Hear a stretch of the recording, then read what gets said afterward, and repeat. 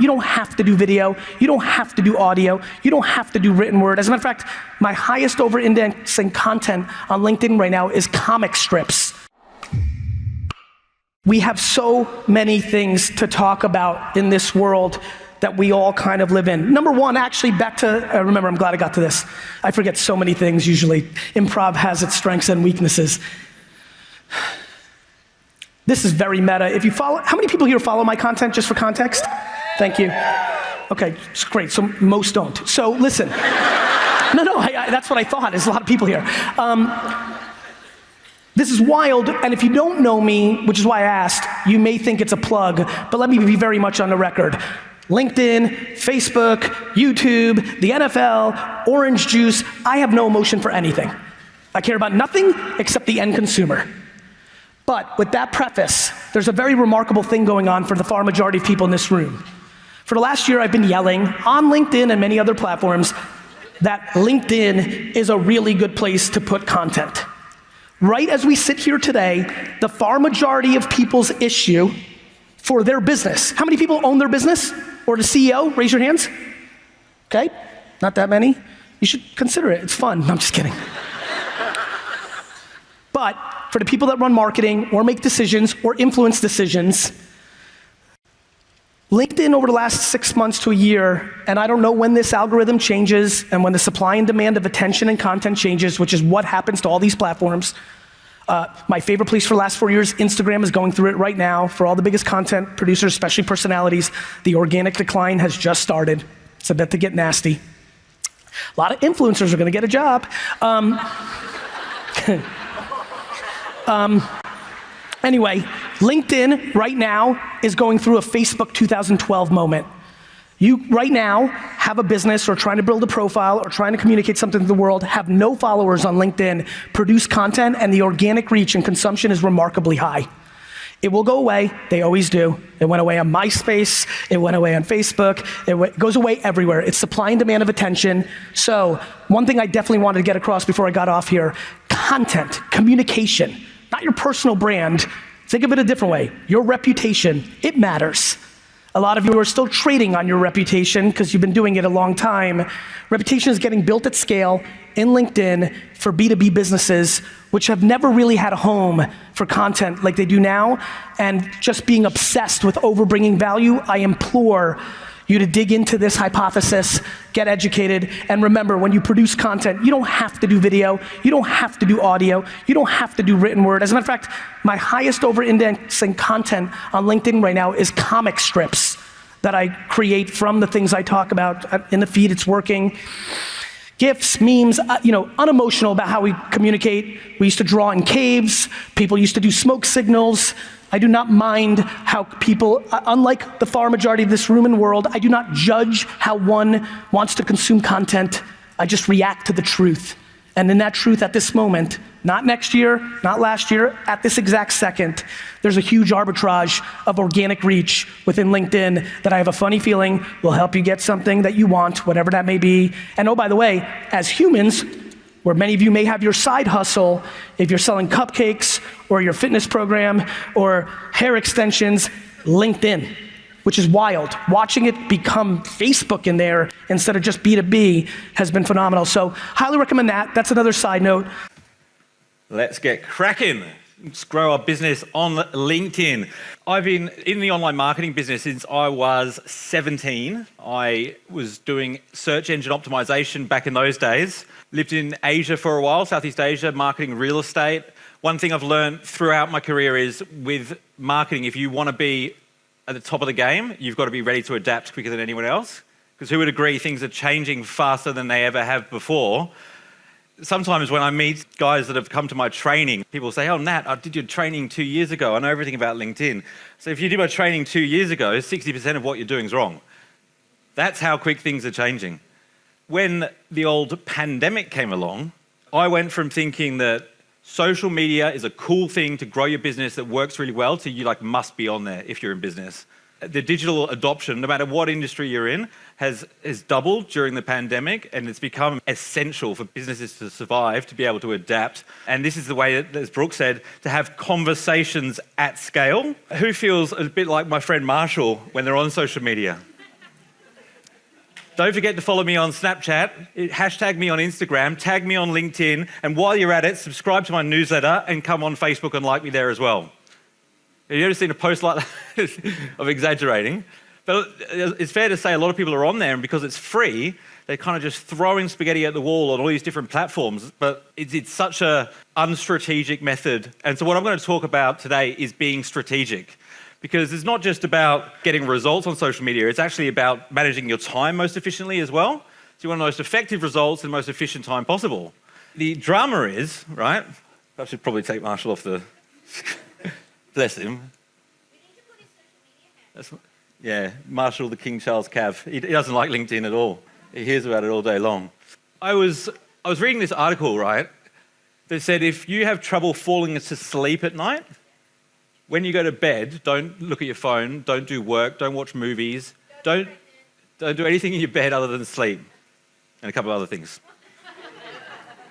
And I thought it's interesting. It's very much like what's happening on social media because we do use it for our personal lives. When I log on to Instagram especially, not so much on LinkedIn, I'm consuming content. Like I'm scrolling, my friends are there, I'm watching stories. So when I hop on, I've got to be extremely disciplined if I'm going to use it for work because I get distracted. We have to kind of decide, are we on social media to consume it and to socialize, or are we using it to grow our business? Because if we're using it to grow our business, we have to be strategic about it. Before Brooke was pregnant, she used to spend her time on the treadmill every morning doing her stories and responding to comments. For up to 2 hours, she responds to comments every single day. So unless she was strategic and disciplined about it, she wouldn't be able to have the results that she's had. Like it is a job. It's a fun job, but it's still a job. It's got to be the same on LinkedIn. There's a lot of people consuming stuff on LinkedIn, especially when they're on their phone. And the mobile usage of social media, we forget a lot of the time as business owners because we do a lot of the stuff on LinkedIn on our computers, but the people that are consuming it generally are on their phone. It's like about 70% of the people that are using LinkedIn are on their telephone, and we're way more on Instagram, obviously. So LinkedIn, it's no biggie. Hey, he's funny too. All right. Social media is a way for us to converse with our audience at scale. So if it's not working for you, it's not to do with the platform. I don't actually believe that organic reach is dead on any platform. I've heard it over and over again. Organic reach is dead on Facebook. Organic reach is dead on Twitter. Yet there still seems to be people crushing it without paying for ads. I would suspect that the chances are that it's just not working for the individual that's using it because the algorithm's got smarter, so it's serving its users better content, so you just got to be better. If anyone's got an ego, and we all do, it's much easier to blame the platform than to actually look at what you're doing and go, okay, what I'm doing is shit, it's not working, in order to get results. People interact with things that resonate with them on a personal level. So even though it's a business platform, you can know all the things about business, about venture capital or the oil and gas industry. But if you start posting about that, the way that you would write about it in like a white paper or whatever, it was just going to be boring and they're not going to resonate with anyone on a personal level. It's still a social media site. A lot of people who jump onto LinkedIn that aren't familiar with using it, they either go one or the other. They're like too casual and too personal, or far at the other end, too businessy. And I think that's probably worse, to be honest, because at least then people can resonate with you on a personal level. Knowing your target audience becomes extremely important because how can you engage people? How are you going to get people to give you a like or a comment, follow you or buy from you, which is all valuable. All those things are them investing in you. If you're not targeting somebody specific, how are you going to be able to add enough value for them to bother spending their time watching your content? You've got to be really targeted. I was in digital marketing for a long time before I niched down on LinkedIn. But when I niched down on LinkedIn, the results went through the roof, offline and online. Because all of a sudden, when LinkedIn comes up in a conversation, I get the call, but I wouldn't get the call if I did LinkedIn, Facebook, YouTube, websites. So niching becomes really important on social media. Because in the old days, we would just expand our reach to get more customers. You've got to do the opposite now. So the reason that most businesses fail on social media is just a natural human instinct. Like I worked really hard, and I imagine Brooke would be the same, to not do these things. I have to remind myself constantly to not be impatient. Because we all want results yesterday. That's why the best headlines for any blog post is 3 ways to double your revenue overnight. Or, we want to make money like now. We want this quick solution, the one secret that was going to transform your business. The 4-hour work week. All that stuff is just to get you to buy their bloody book. That doesn't exist. I don't believe, maybe a limiting belief, but I believe the 4-hour work week exists. And this is the other reason, is we are selfish. Social media is not about you. And when I explain this to businesses, I get these very puzzled looks. No, you don't understand, Nathaniel. No, we're on there for us. We want a strategy that serves us. And I understand that, but that's in the macro, you want to grow your business, but the way that you grow your business is you add more value to your customer than anyone else. If you do that, you win. But on social media, you've got to do it even more so, because think about it, when you're in front of somebody versus when you're on a computer chatting to somebody that you haven't met, when you're on the computer, do you have less empathy or more empathy? What does it say? It's less, isn't it? Do you care about the other person more or less? Less. Do you have connection more or less? It's less. And so all of these business owners, which are really nice people, would be really nice to you if they met you at a cocktail party. All of a sudden, when they get on the computer, they just lose all their social skills. They don't reply to people. People comment on their stuff, and they're like, oh, there's only 3 people. Imagine if you went to a cocktail party and you wanted to network at this party, right? And you get there and there's only 10 people there. Would you spend your time conversing with the 10 people, asking them questions, being personal with them, getting to know them, seeing who was in the room? Or would you be out of the front of the venue trying to get more people to come in? Because that's what a lot of businesses that are on social media are doing. They're like, I've only got 100 followers, and they're spending all their time trying to get new ones and completely forget about who's following them in the first place. 100 followers is actually quite a lot. It's enough. If they're really engaged and they really care about your content and they expect it and you're consistent, you can grow a business, and you'll just grow the number of followers as well. But you just got to be careful about why you're measuring certain metrics. I think, yes, number of followers is something that you measure, but why are you measuring it? I think return on investment is something that you measure as well. But what's the purpose behind it? Because you could quite easily focus on the number of followers and you'd spend all your time on social media and your revenue would go through the floor. Yeah. Yep, that's true. Yep. That's right, yeah, you don't. All you can do is just look at your own numbers. And because there's a lot of people that get on social media and they get lots of followers and lots of engagement and they can't pay their rent. I feel like it's the ultimate failure, because it's they're doing all right, they look good, but they know that it's not really working for them, and so quite often they don't identify the problem. And so they just keep doing what they're doing because they want to look good. If you care about looking good more than you care about actually being good, those will always conflict. And there's a lot of that on social media, a huge amount of that. So this is what's happening in the world at the moment. People have more choices and less time. And so what's happening is people's attention span on social media are getting shorter. And so what most marketers do, and what you probably read in all these blogs and stuff that's telling you all these quick hacks, is you've got to make your videos shorter. You've got to put more subtitles in them. You've got to make them grab people's attention. But the problem is there's no point grabbing attention just for the sake of it. And there's different kinds of attention as well.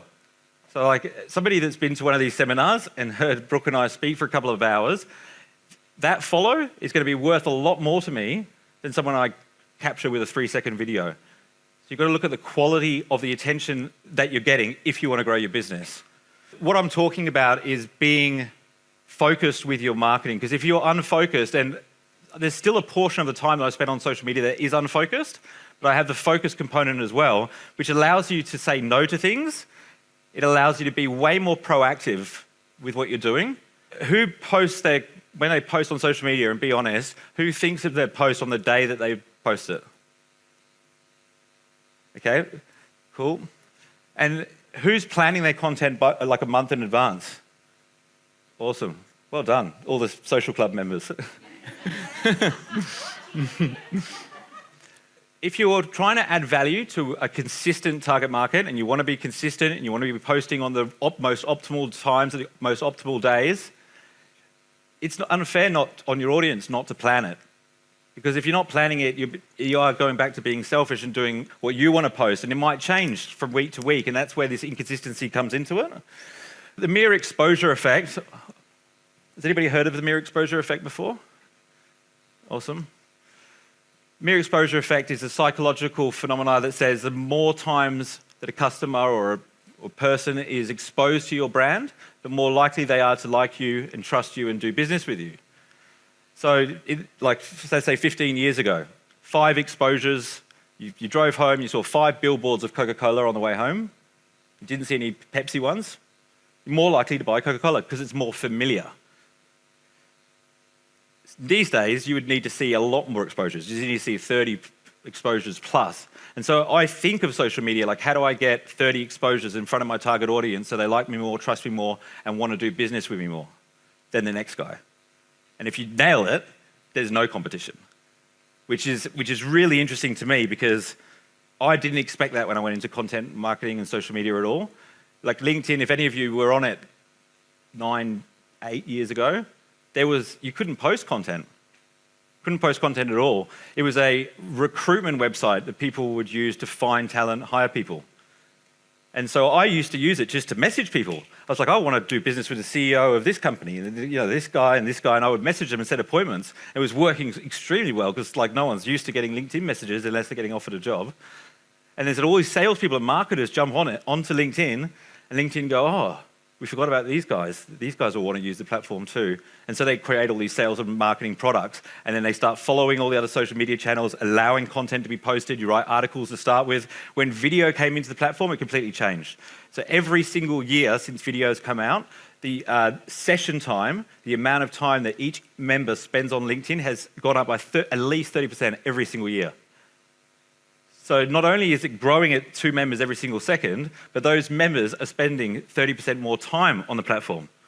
They're way more engaged on the platform. They're spending more and more time. And as LinkedIn's algorithm gets better, serves its users content that they're going to be interested in, people just spend more time on there.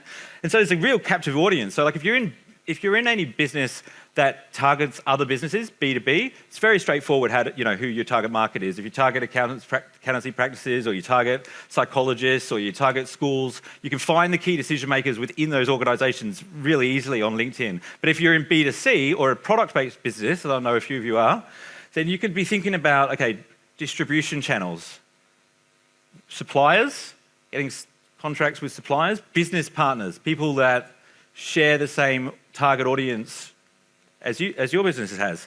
You can find them on LinkedIn. Like I know Brooke's not a big user of LinkedIn, but when she is using it, it's for like media opportunities and podcasts and stuff like that.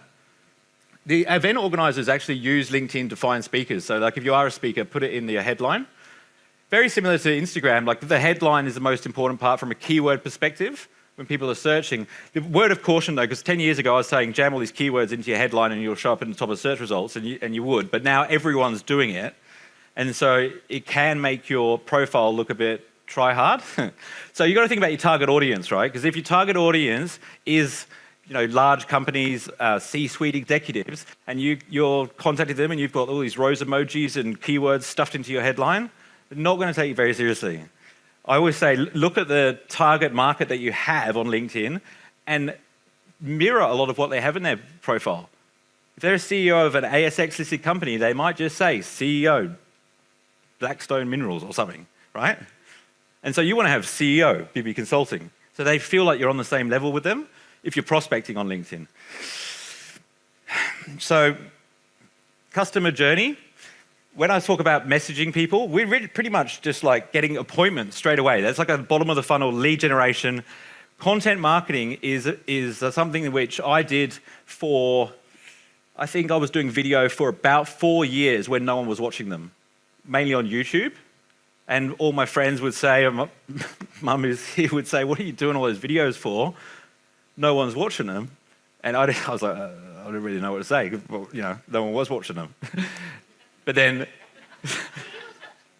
my mum was, I get like 2 views. She watched it twice. Thanks, Mum.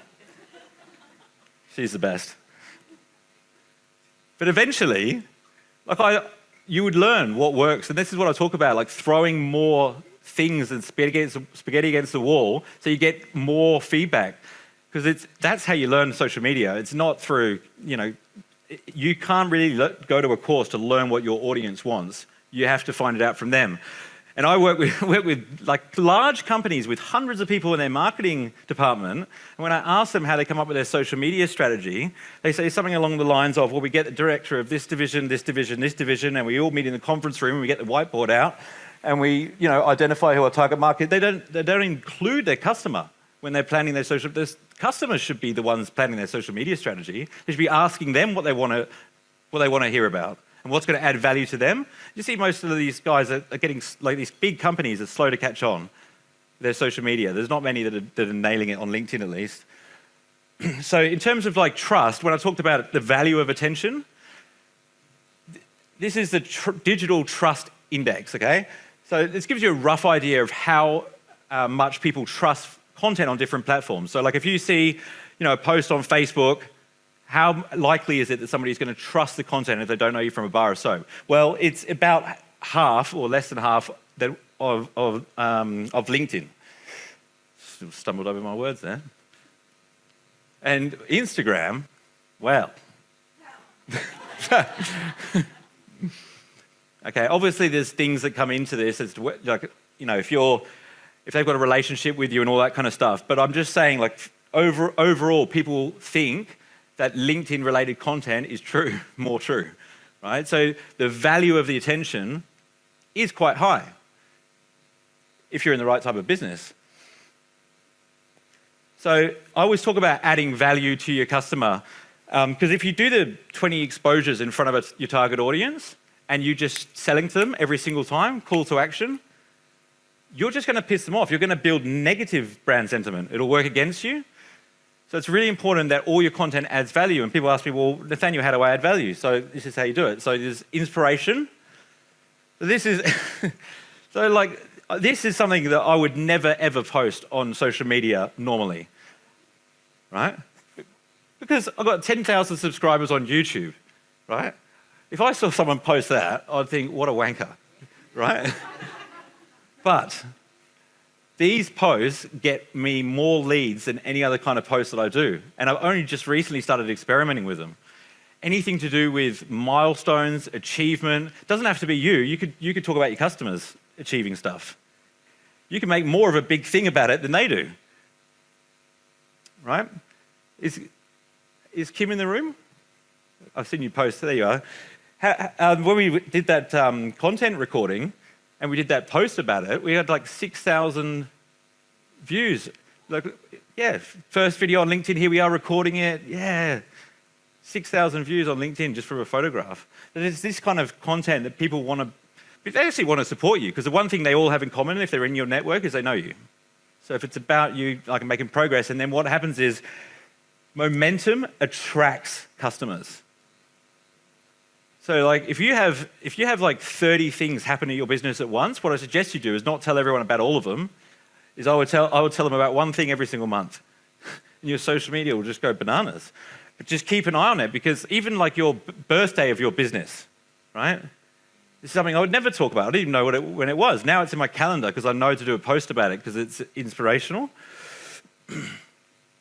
Education is a big one on LinkedIn. So educating target audience with stuff that they might be interested in. Obviously, it's really easy for me. They're all on LinkedIn, so talk about LinkedIn. But if your followers, appreciate education, especially if you're in the education business. When I started with LinkedIn, all the marketing I had to do was education, because no one knew what I was talking about. No one knew what LinkedIn was. No one had ever tried LinkedIn marketing.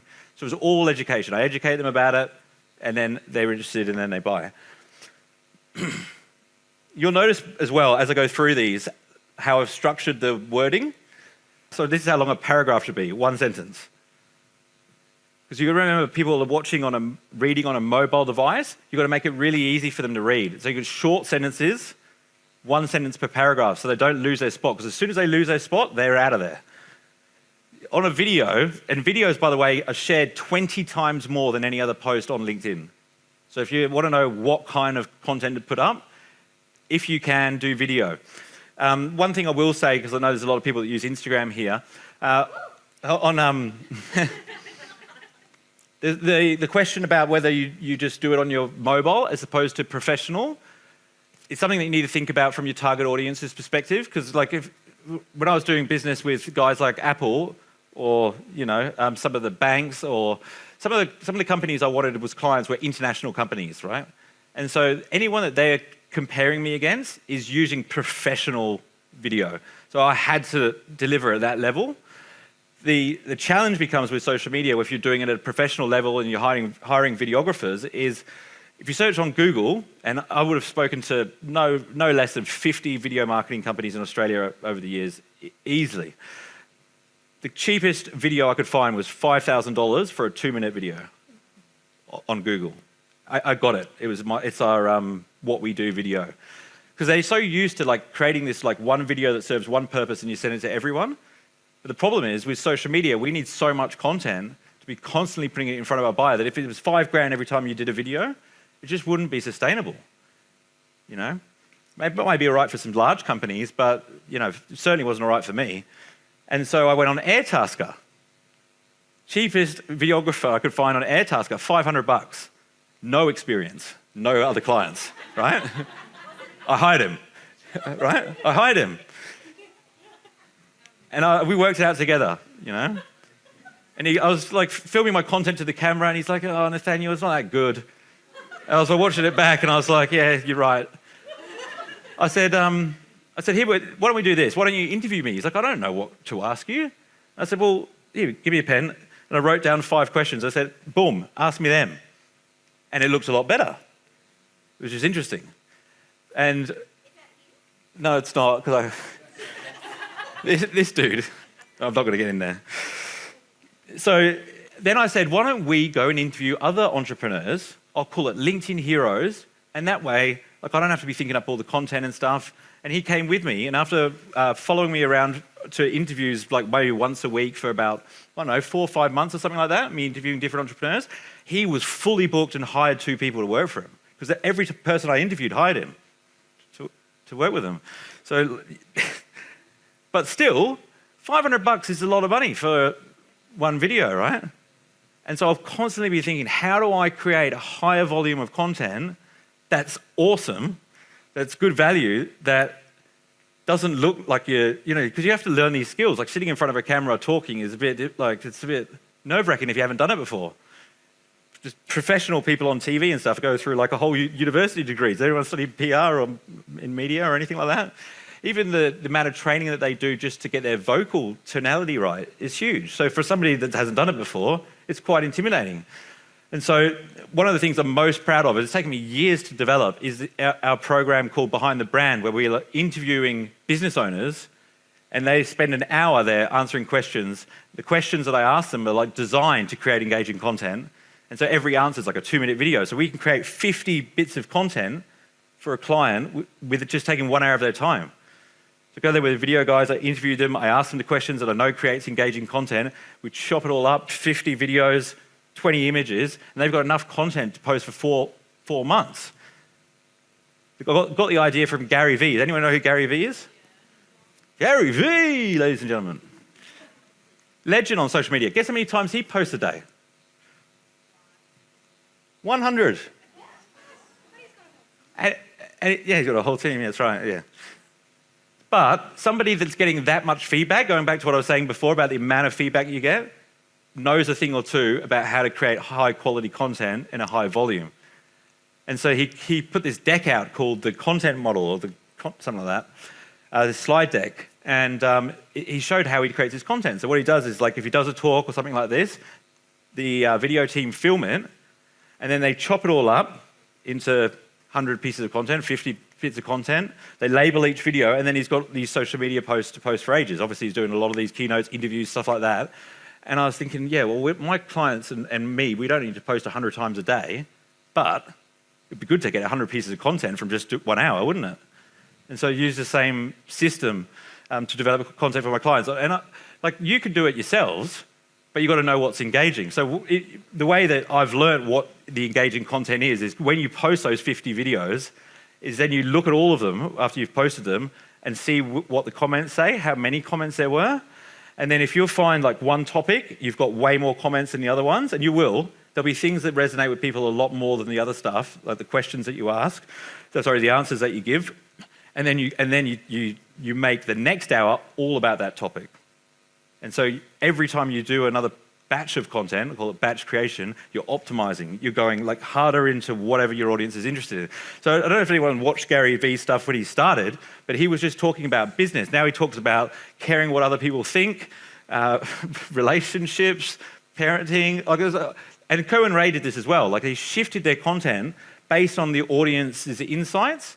And I think that's why they're so successful. They're getting more feedback. They're getting feedback quicker than anyone else, and they're adjusting to the audience's insights rather than just what they want to talk about. Information. So have you ever heard of newsjacking? Anybody heard of newsjacking? So this is quite possible to do in an industry that you're constantly in, is you find out some news that's going on in the industry, and then you share it with your network, so your network hears about it first, because the chances are, if they're not in your space, they may not hear about it right away. Who's heard about Instagram updates directly from following Brooke or the social club community? Right? It's time, as soon as there's no likes on Instagram, like I saw it on the news, so I go straight onto Instagram, there's the update from social club telling me what's happening. And LinkedIn introduced stories, so I did the same sort of thing. And there was a video and an article. So again, if you're creating a video, make it an article as well. You can get it transcribed on rev.com for $1 a minute, REV, write that one down, that's a good tip for you. Rev's awesome. Transcription service. This was quoted in nothing huge, but like some online news websites. This article was referenced because there wasn't much on the internet yet. Yes?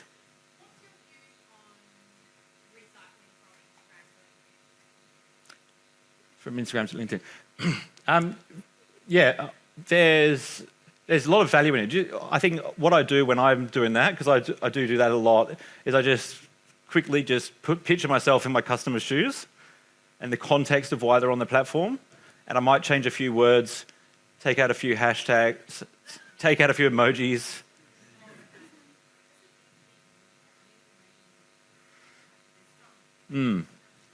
Yeah. Yeah. As a general rule, I stay away from them. I think it's okay when you're, like if you've seen the profiles with the emojis in their headline, like don't do that. Yeah. It just makes you look, it depends who your target audience is, but it does make you look cheap. Like, remember that profile photo I sent you the other day? This guy's got like light beams coming out from behind his head, and he's got like no neck, and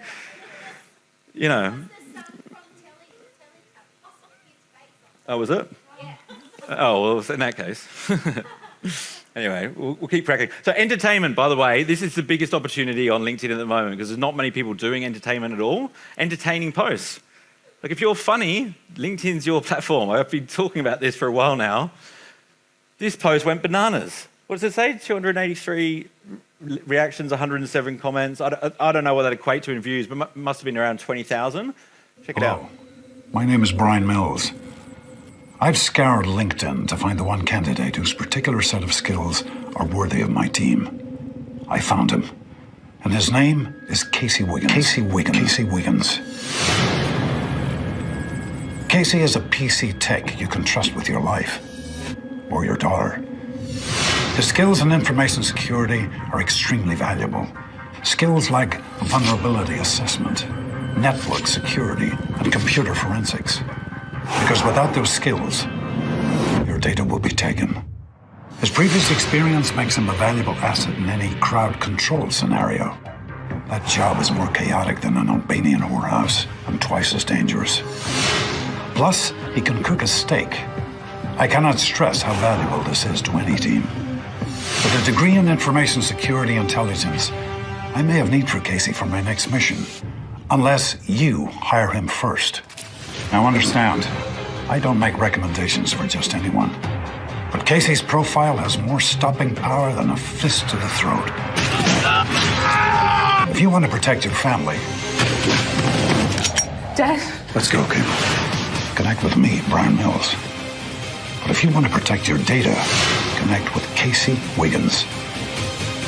I strongly recommend you follow my instructions to the letter. And if you think you can find a more qualified candidate, good luck.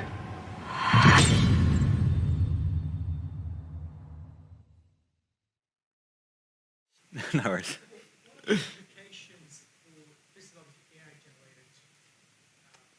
No, it's real, yeah. Yeah. What are the implications of using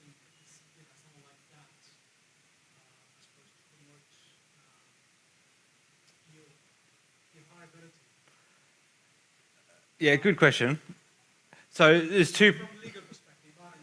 Oh, so this was a post that I'm sharing because it was entertaining. It got a lot of attention.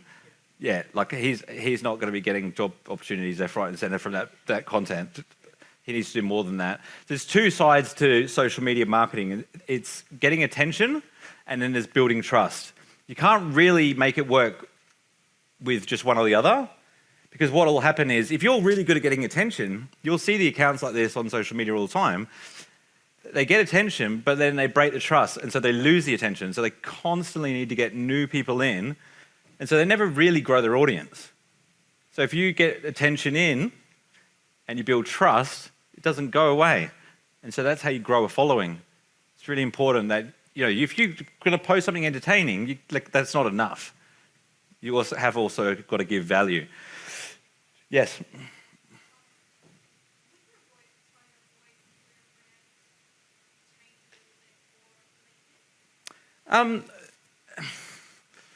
Again, I'm just going to, the way that I think about that when you ask me that question is I just think about who's my audience, what mind frame are they in when they're on Instagram, what mind frame are they in on LinkedIn. It's just different. It's just different, and it will evolve. LinkedIn will get stories right eventually. They will. They've got them on there. So the top left of Instagram, right, where you get your stories, is to view people's stories. On LinkedIn, they've made it to add a story. It's a big mistake. They'll work it out eventually. But they need people to consume the content for people to post on there, not the other way around. So this profile, right, it has got some keywords in the headline. I think that if you're on LinkedIn, social proof is really important. So when people come to your profile, is it just you telling them why you're so great at what you do? Or is there other people doing it as well? So one of the easiest ways to do it is through recommendations. You can get testimonials on LinkedIn.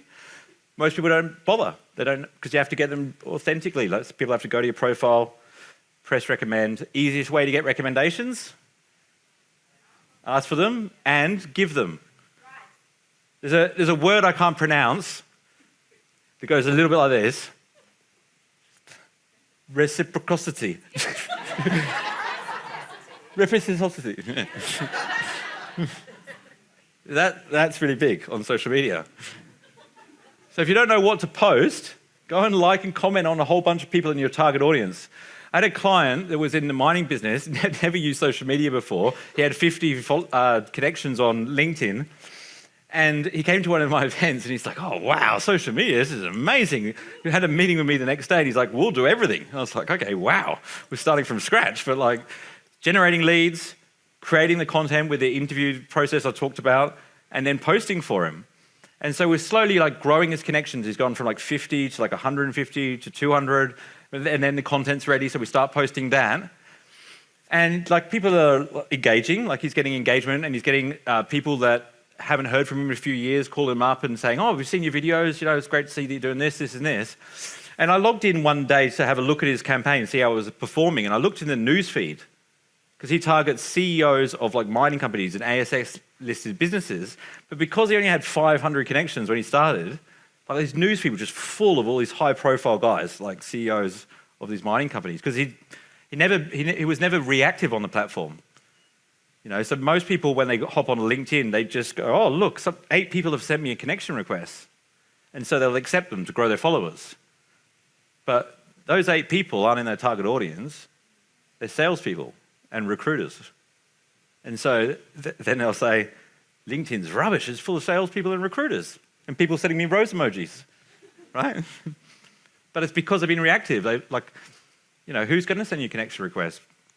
A lot of salespeople will do, and a lot of recruiters will do, because they're trying to find people. And so if you're proactive right from the start, going back to the example of my friend, he had 50 connections, they were probably people he knew. Your newsfeed is so targeted, and most of the CEOs of these mining companies are only getting 3 or 4 comments every time they post. And so I said to him, mate, you go in there once a week for an hour, and he goes, you comment on all of them. He goes, they'll all like you more, they'll all trust you more, and when you reach out to them, they'll want to talk to you. Because there's a lot of brain science to social media. When you like somebody's post and comment on it who only has 3 comments, dopamine gets released in their brain. They're already becoming addicted to you.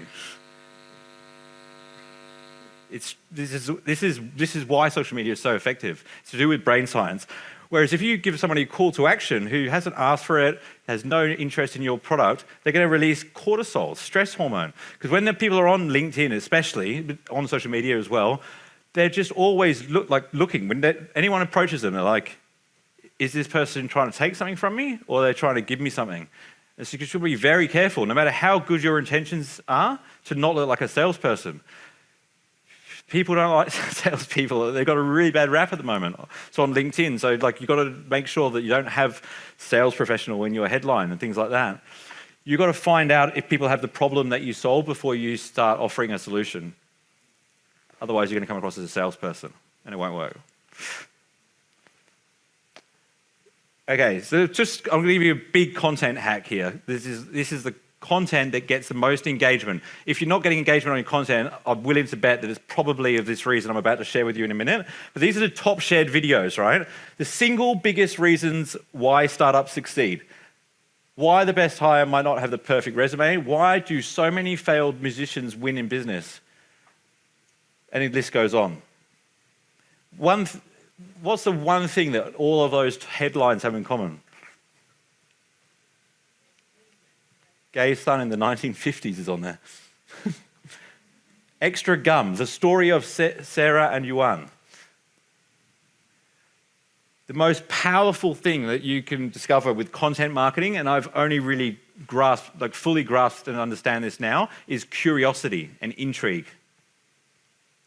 So if you want people to pay attention, you've got to build curiosity with your content. Don't tell them everything. Because if you tell them everything, they're not going to want to know more. You've got to build intrigue with your content. But some of these things, like Extra Gum, the story of Sarah and Yuan, 57,800 shares. You have no idea what's that about.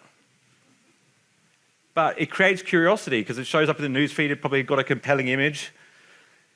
With the video content, I tell us, you probably haven't heard this story, so I won't share it. But when I started doing my video, going back to 2 or 3 years with no one watching them, I had this idea. I was like, I'll get a really wicked intro video, right? I've seen these intro videos.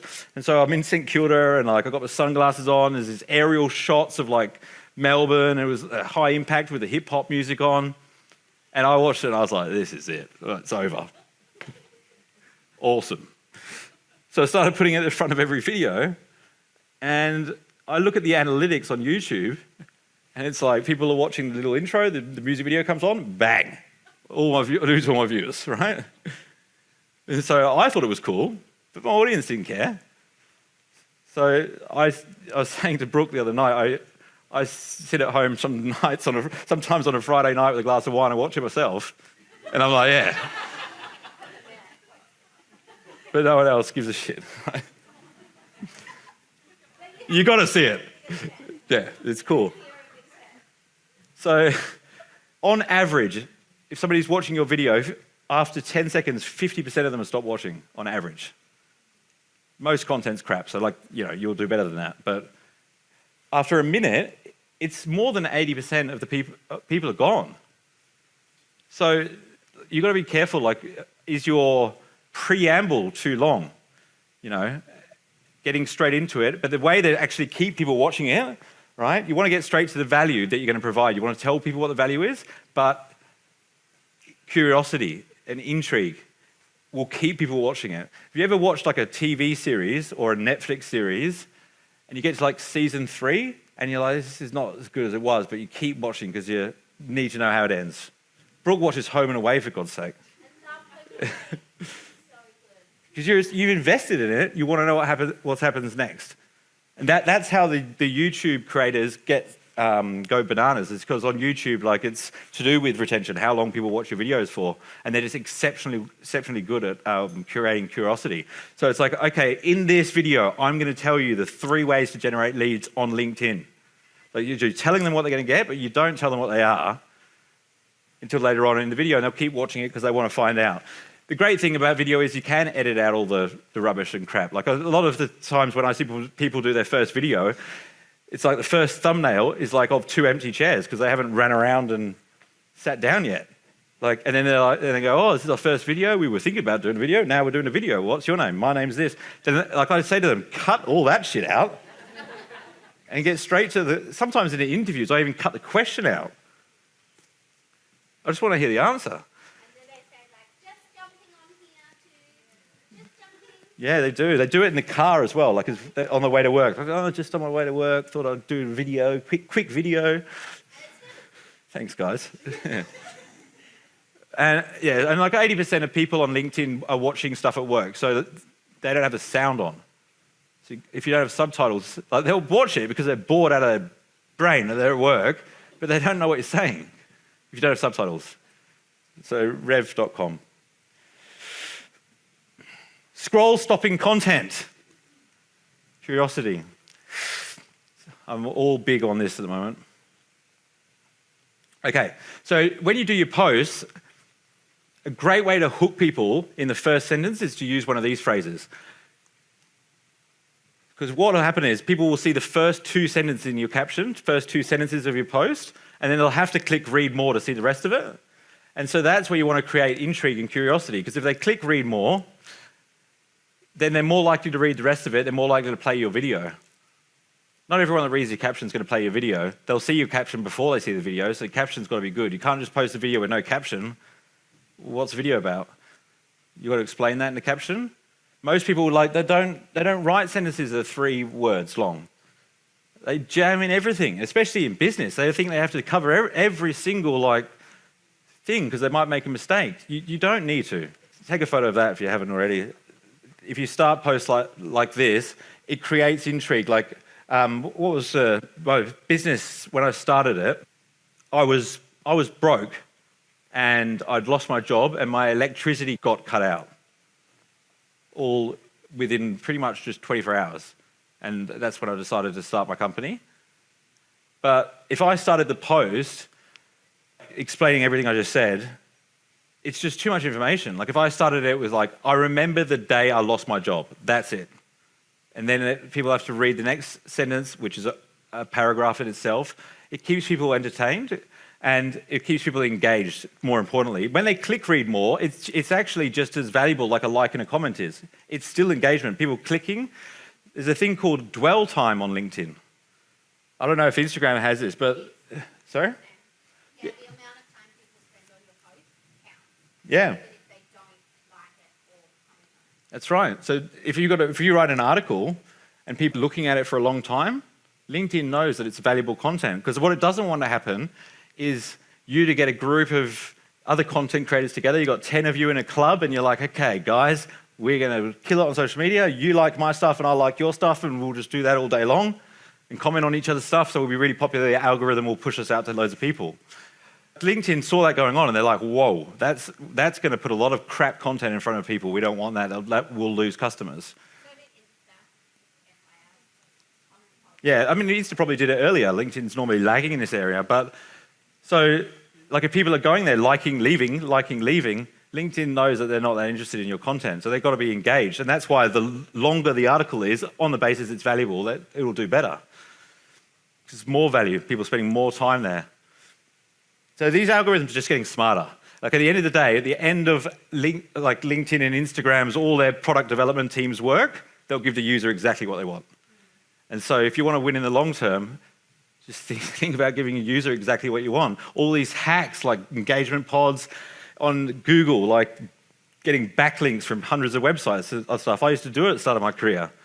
I killed it. I got offered a job in Hong Kong because I knew how to get websites to the top of Google. Google updates its algorithm. I can't do that anymore. I'll get you blacklisted off Google is what I'll do if I do that. And so this is what I'm saying is in terms of being able to adapt, the only way that you can win long-term at social media is you align your objective with the objective of the platform. And the platform doesn't want to give its users shit content. They don't want to trick their users. They want to give them value. So that's ultimately why the people that were getting loads of followers on Instagram and LinkedIn are now saying the organic reach has dropped because maybe their content wasn't as good as they thought it was. The algorithms got smarter and now they're not getting as much attention and they want to blame the platform. It's probably just that the platform's not as good as they thought it was. Their content wasn't as good as they thought it was. So with this what do I call it? Like an upside down pyramid, I think of it like. So you create a pillar piece of content, which is a long form piece of content, an hour long. Some ideas could be, I mean, if you're doing a talk like this, it's perfect for a pillar piece of content. It's a long form piece of content. You can do it with interviews. You could do it with, you could do it in front of the camera with a whiteboard. You could record your team meeting. You could interview staff. There's loads of different ways that you can create a long form piece of content. And if you're in B2B and you want to get it professionally produced because you think your competitors might be doing that, then it's worthwhile doing, because I mean, an hour with a videographer is not going to cost you a huge amount of investment, but then you just got to get them to edit it into lots of different videos. So you've got your pillar content, and then you use that to create micro content. This is how I create all my stuff. But it's not like I'm posting, it's not like today I'm just going to create 50 posts and that's all you'll see for the next 3 months. I've got like 5 hard drives sitting at home with content I haven't posted yet. So never like desperate for content. I find it challenging to do the live stuff like on stories and that. I don't think my life's that interesting. I admire Brooke for doing that like every day. She's like, oh, here I am. I'm like, I don't even want to do that in public. I feel like a dickhead, like, you know? I push myself to do it sometimes. You notice I'm a little bit nervous. I'm like, oh yeah, hope no one sees me. And then you distribute it across social media.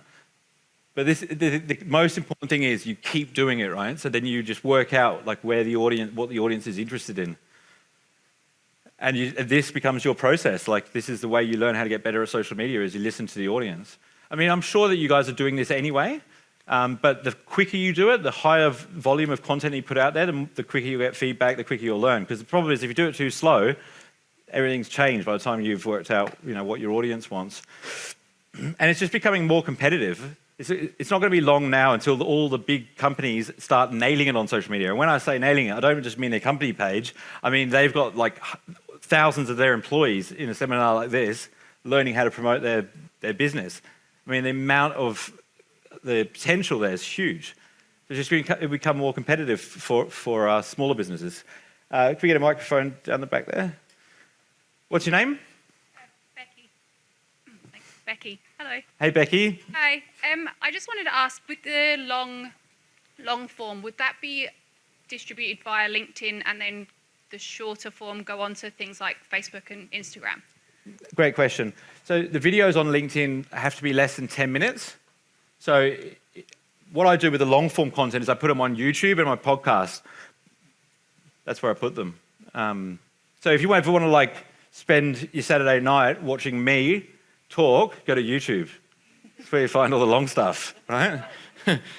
But on social media, because people are scrolling, it has to be shorter than that. And I suggest the optimal length for the video on LinkedIn would be like 2 or 3 minutes. Thank you. Unless it's an ad, in which case it should be like 30 seconds. Yeah. So if you've got, the good thing is, if you've got a piece of content that is long, then you've got the opportunity to chop it up into lots of different pieces of content. If you want to do the video editing yourself, I'll give you a program to use.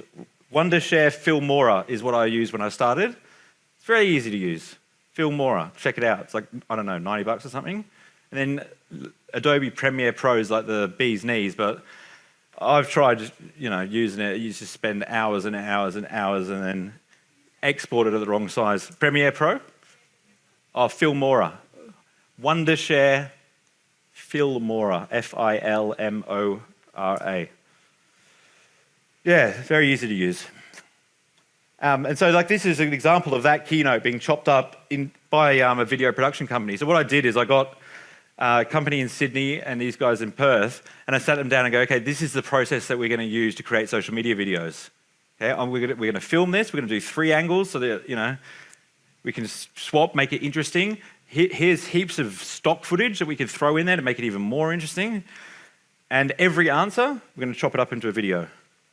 Okay, and then we use the same structure, so same thumbnail, just different title for every video. So it's like going to McDonald's and create like the way that they cook cheeseburgers. We're doing the same things with videos. And Planning your content. Really, people say, how do you plan your content? Well, it's like, you just get a calendar, right? It's pretty straightforward. You might post a video on Wednesday the 1st, and then you've got an image on Friday, Tuesday. This is actually one of our clients. And so every month we'll give our clients this, and then on the next worksheet, it has a list of all of the captions and a link to the actual media or the video or the image we're posting, so they can just approve it all at once. But like these days, the best time to post on LinkedIn by like it's about 30 or 40% higher than all the other days is Wednesday. So we always post on Wednesday. 40% is a lot. It's a huge amount. Yeah. Well, it's the average, so unless you've got any other data, yeah. What it is, and what you got to think of as well, though, is where your audience is located. So I think it's always a good idea to post in the morning where your audience is, because you want to get fast engagement. Like the social media channels are looking at how quickly people will like and comment on your stuff. So if you put something on LinkedIn, this is the way the algorithm works. It's quite simple, really, because LinkedIn's not as evolved as some of the other ones. Is they'll look at your content. They'll first of all do a quick scan of it with AI and work out whether or not it's spammy content. It's also looking for things like outbound links. It doesn't want people to leave the platform. So if you've got an outbound link, it's not going to get as much reach. Once it's done that, if you've got 100 people that you're connected to, it'll show them to, say, 10. Like, it's not the real numbers, but let's say it shows them to a tenth of your network. And then LinkedIn waits to see if anyone likes and comments on it. If they do, say 3 people like it, 2 people comment, they go, okay, it's valuable, we'll show it to all 100. And then if they get more engagement, then they're like, okay, it's really valuable, we're going to show it to people outside the network that are following the topics that this post is about, that are connected to people that have engaged with it. And so that's how you create viral content. Viral content comes from the word virus, and we all know what that's like last year, right? It's contagious. So if you make your content engaging, that's how you get more attention.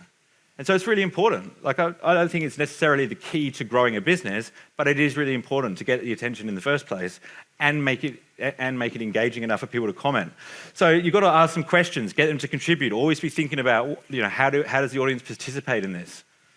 If you want to get quick likes or quick comments, how can I get my post in front of people so they comment on it quicker? Well, one way is you could tag them in it, right? But don't go home and tag 50 people in your post. It's got to be relevant. But the amount of times I see my clients post about something, they might have a photograph with like Mark Boris or something, and they don't tag him in it. They don't tag the other people in the photograph with them. And I'm like, if you tag them, all the people in the photograph will get a notification straight away that you've just posted, and they're tagged in it. That's what they're going to do. Look at it right away. I stumble across photographs all the time of me online that I'm not tagged in. It's a missed opportunity for them to get engagement, if that's what they want. Okay, just finally, because we've got to move on. No, you can go to the bathroom. Yeah, I'm going to be a lot longer than I should be. So lead generation, there's a 3-step process you can use to generate leads on LinkedIn. It's not like Instagram. It's okay to private message somebody. If they've accepted your connection request and they're in your network, it's implied consent that you can contact them. It's totally cool, but you just got to do it in a way that adds value and it's not creepy. You're at a networking function, they're in the room. Just don't go up to them and be a dickhead, that's all. Don't go up and try and sell them something. Jesus, you should really talk to me because I can get you to the top of Google. Have you heard about all my awards? These are all my clients. Like, come on. People are not going to respond to that sort of thing. You can't just start pitching people. You have to find out if they have the problem. So you might go up to them and you say, hey, tell me a bit about what you do. Where do you get your customers from? What are your plans this year? Do you have a website, one of those things? Are you happy with it? Where does it rank in the search results? They might tell you that they have the problem that you solve. And if they do, then you say, oh, would you like to know how I could help you with that? And if they say yes, you've got permission to pitch to them. That's the way you use social media. But what I suggest you do is don't have that conversation on social media.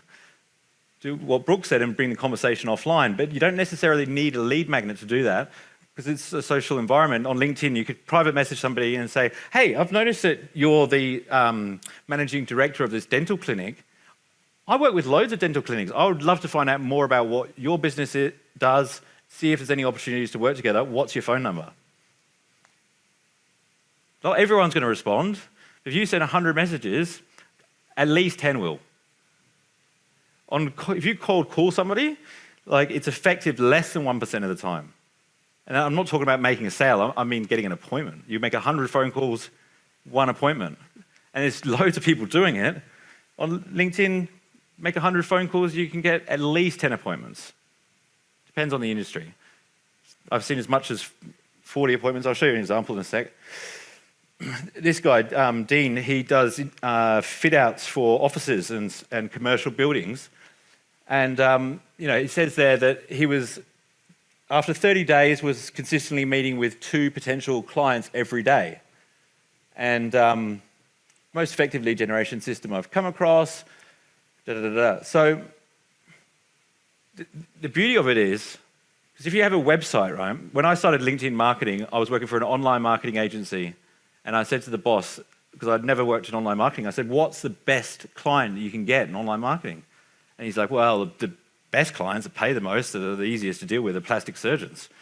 He goes, they always need new clients. They don't know anything about marketing. And I was like, perfect. That's who I'm targeting in Melbourne. And so I'd make a list of all of the plastic surgeons, all the big ones, and I go and knock on all their doors. I go drive down Chapel Street, and there's this thing that surgery clinics have called a practice manager, and their job is to stop people like me speaking to the surgeon. And so it wasn't very successful, and I thought, I'll try calling them. Couldn't get past the practice manager again. I said, these practice managers are really difficult. And it was around about the time I'd started my LinkedIn profile, and there was a photograph of me in a nightclub in Thailand going like this. Right? And I thought, I wonder if these guys are on here. And I searched surgeon, Melbourne, did a search, and there's all these profiles. And I thought, well, I'll just send them see what happens, connection request. So I contacted 10 surgeons. I got 6 phone calls, 4 meetings, and 1 sale. But when I went to the sales meeting in my first month working for this company, and everyone's sharing their sales for the month, it's going around the room and it's a bit like this. Like, one guy's got 7 deals and it equates to $8,000 in revenue.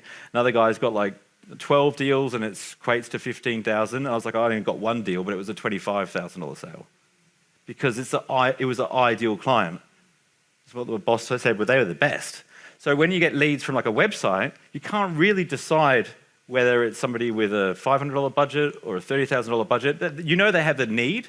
They're looking for a solution. You know that. But you can't really be extremely specific.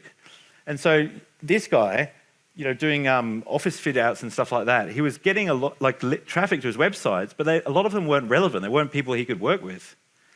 So as soon as it goes on LinkedIn, it can be extremely targeted, but you don't know if they have the need yet. They're not searching for what you do.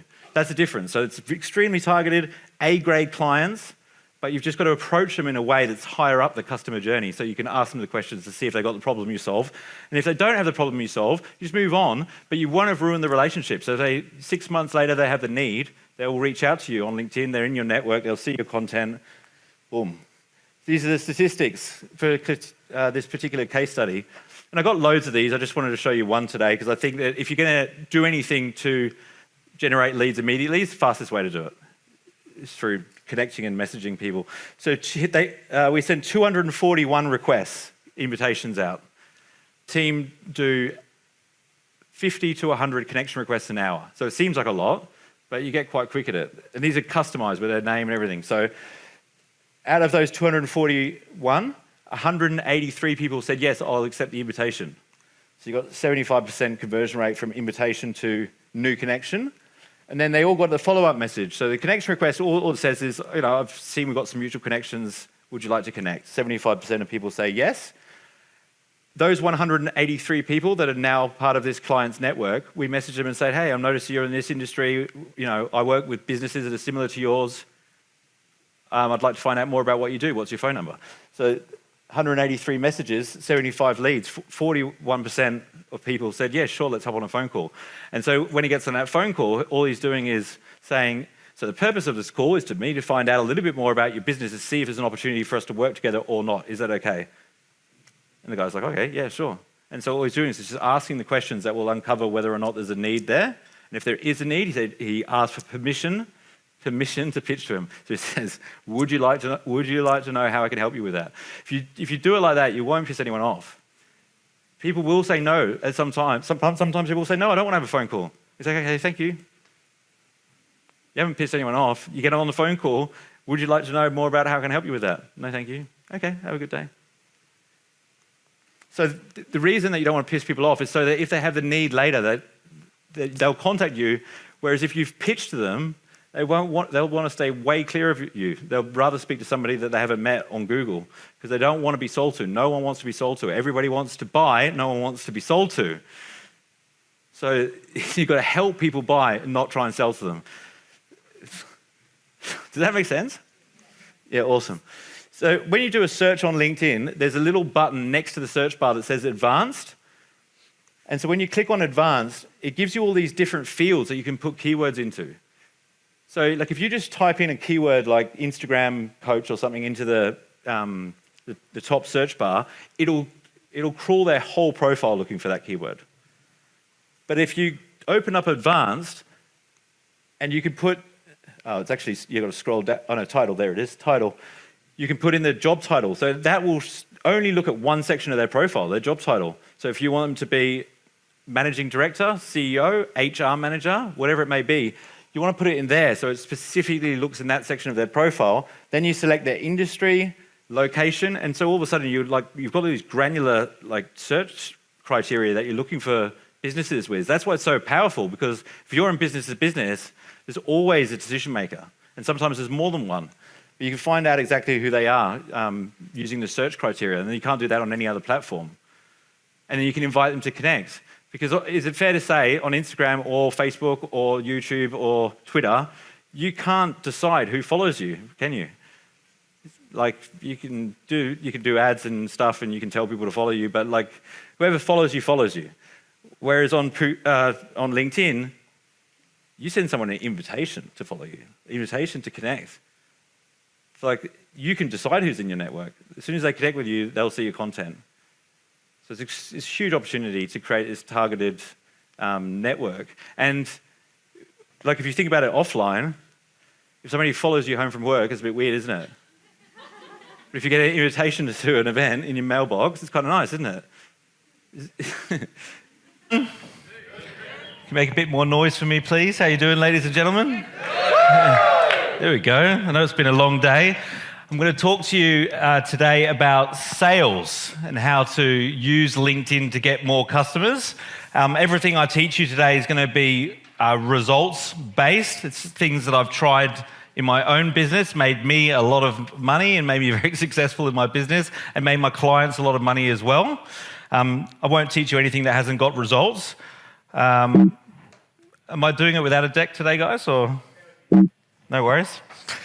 So would it be helpful if I gave you a little bit of background as to how I got started in business and why I do LinkedIn marketing? Yeah. Okay, cool. Right on cue. Okay, so when I started my career in marketing, I was selling real estate in Thailand. And I was selling real estate to foreigners. I started in low season. We hadn't sold a property in 6 months. And there's no foreigners on the island. I was sitting there in an office. It was raining outside. No foreigners on the island to buy property. So the only way that I could connect with customers was through the internet. I had a laptop in front of me, so I learned how to get a website to the top of Google for key phrases like property investment Thailand. And by the time high season came around, we were getting 10 leads a day. And we managed to sell 93 pool villas out in one high season, did 4 more developments after that. And I got recruited by a company in Hong Kong that heard that I can get real estate websites to the top of Google. And while I was on the airplane to move to Hong Kong to my new glorious job, Google did something that I'd never heard of before called an algorithm update. And all of a sudden, all the pages that were ranking number 1 in the search results ended up on page 100 of the search results. And so I learned the hard way that you have to have the ability in digital marketing to adapt in order to be successful. At the time, I learned about Google AdWords. I could get real estate-related keywords for like 20 cents a click. Now they're $20. And when social media came along, I was struggling with how I was going to make money off of posting stuff on Facebook about what I had for breakfast and stuff like that. And so when LinkedIn came along, I quickly decided that it was the platform for me. At the time, I'd moved back to Melbourne. I was targeting, I was in an online marketing job. Never worked in online marketing specifically before. I was always in real estate. And I said to my employer, what's the best leads that you can get in online marketing? And he said, plastic surgeons. Plastic surgeons, they don't know anything about marketing. They need a constant flow of inbound leads, and they've got a lot of money, and they don't know much about marketing, right? So I thought, okay, I'll go and knock on all their doors. So I go around to all the practices. They've got this thing called the practice managers. Basically, their job is to stop salespeople getting to the surgeon. So that didn't work. So I tried cold calling them all. I'm pretty good on the telephone. Couldn't get past the practice manager. So then I thought, why don't I try this LinkedIn thing? And so I contacted 10 surgeons. I had 6 responses. I had 4 meetings, and I made 1 sale. But the cool thing was, because it was in the ideal demographic, that sale was a website for $23,000, which at the time was quite a lot of money for a website for the company I was working for. So I thought, okay, there's a scalable system, right? So I've contacted 10 surgeons in week 1. The second week, I contacted 20 surgeons. So I made 2 sales. And we scaled that business extremely quickly. So we went from having 8 employees to 120 employees within 18 months. Off the back of LinkedIn marketing, lead generation. And that's when I decided to start my business. And since then, we've grown from strength to strength. In the last couple of years, LinkedIn's become a content platform. So, I was making money off of LinkedIn just by direct messaging people. Now, you can post content on there, and it's very similar to all of the other social media sites.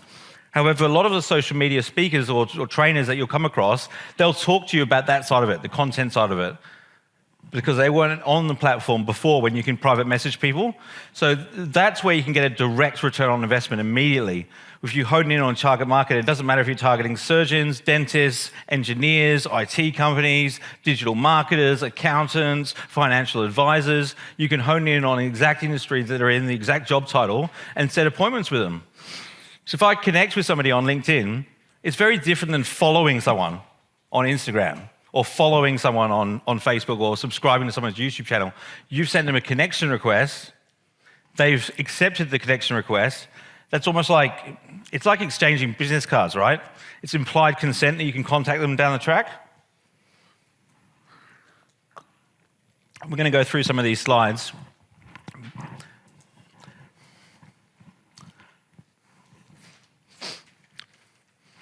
Okay, we've explained some of the companies I've worked with. The main reason I put this slide up there is just to show that it's not always business to business. People assume that LinkedIn generally is business to business.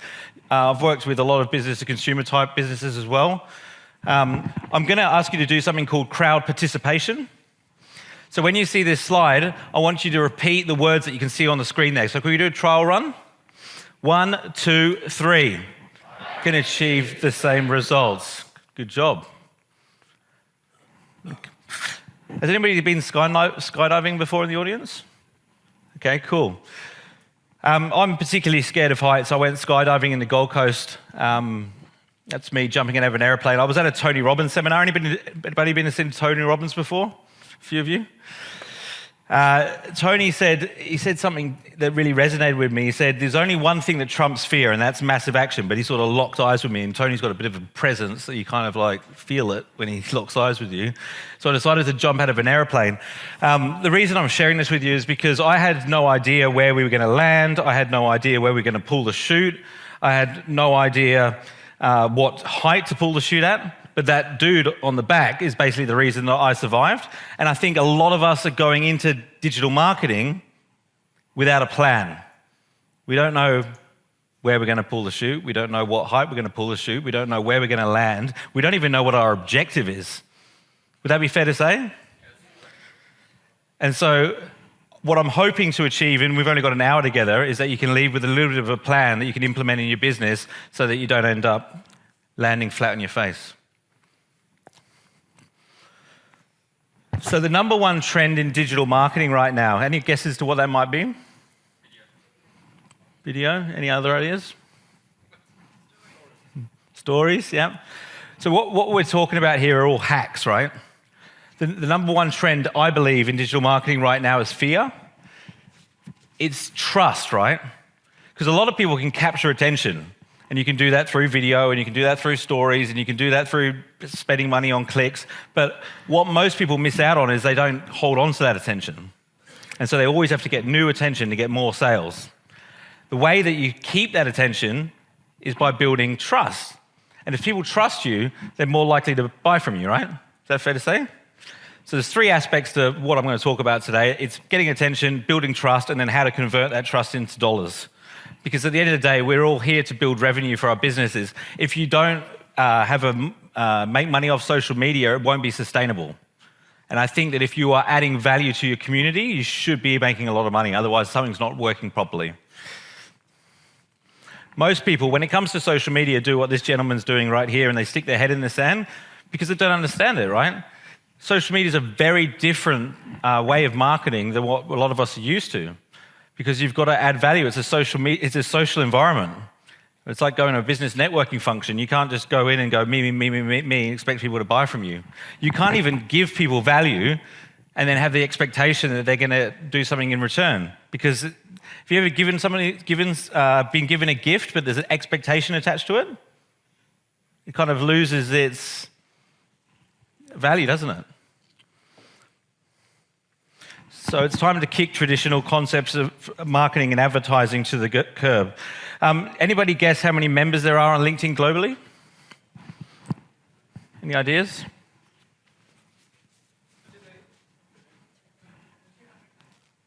Okay, cool. So there's 640 million members on LinkedIn. In Australia alone, there's 10 million members, which is pretty much the white-collar workforce, right? Just to put it in perspective, 640 million on LinkedIn, there's 1 billion members on Instagram, okay? But this is a business platform. The average income bracket's a lot higher than all the other social platforms.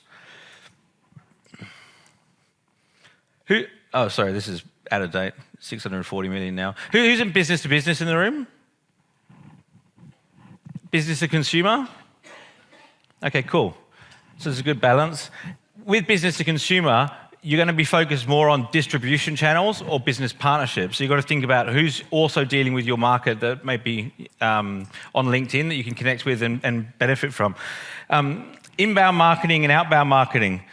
So the difference between inbound marketing and outbound marketing, anyone want to yell out what the difference might be? Cool. So if this is you, right? Outbound marketing is when you run and tell as many people about your business as you can, hoping that you find someone that's interested. A good example of this would be TV advertising, leaflet drops, radio, correct. And so inbound marketing, as you can probably imagine, is where people are already looking for what you do and you're just showing up in the right spot. Okay? Example of this would be Google, right? Google advertising. People are searching for what you do already. Which ones do you think is more effective? Okay, correct.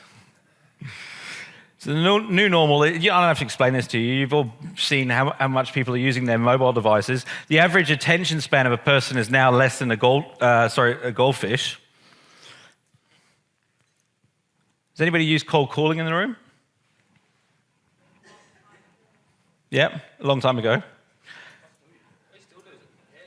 How effective are you finding it?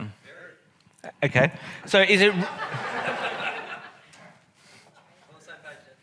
So when you say cold calling, how cold is it? Like, where are you getting these phone numbers from? Google, okay. Okay.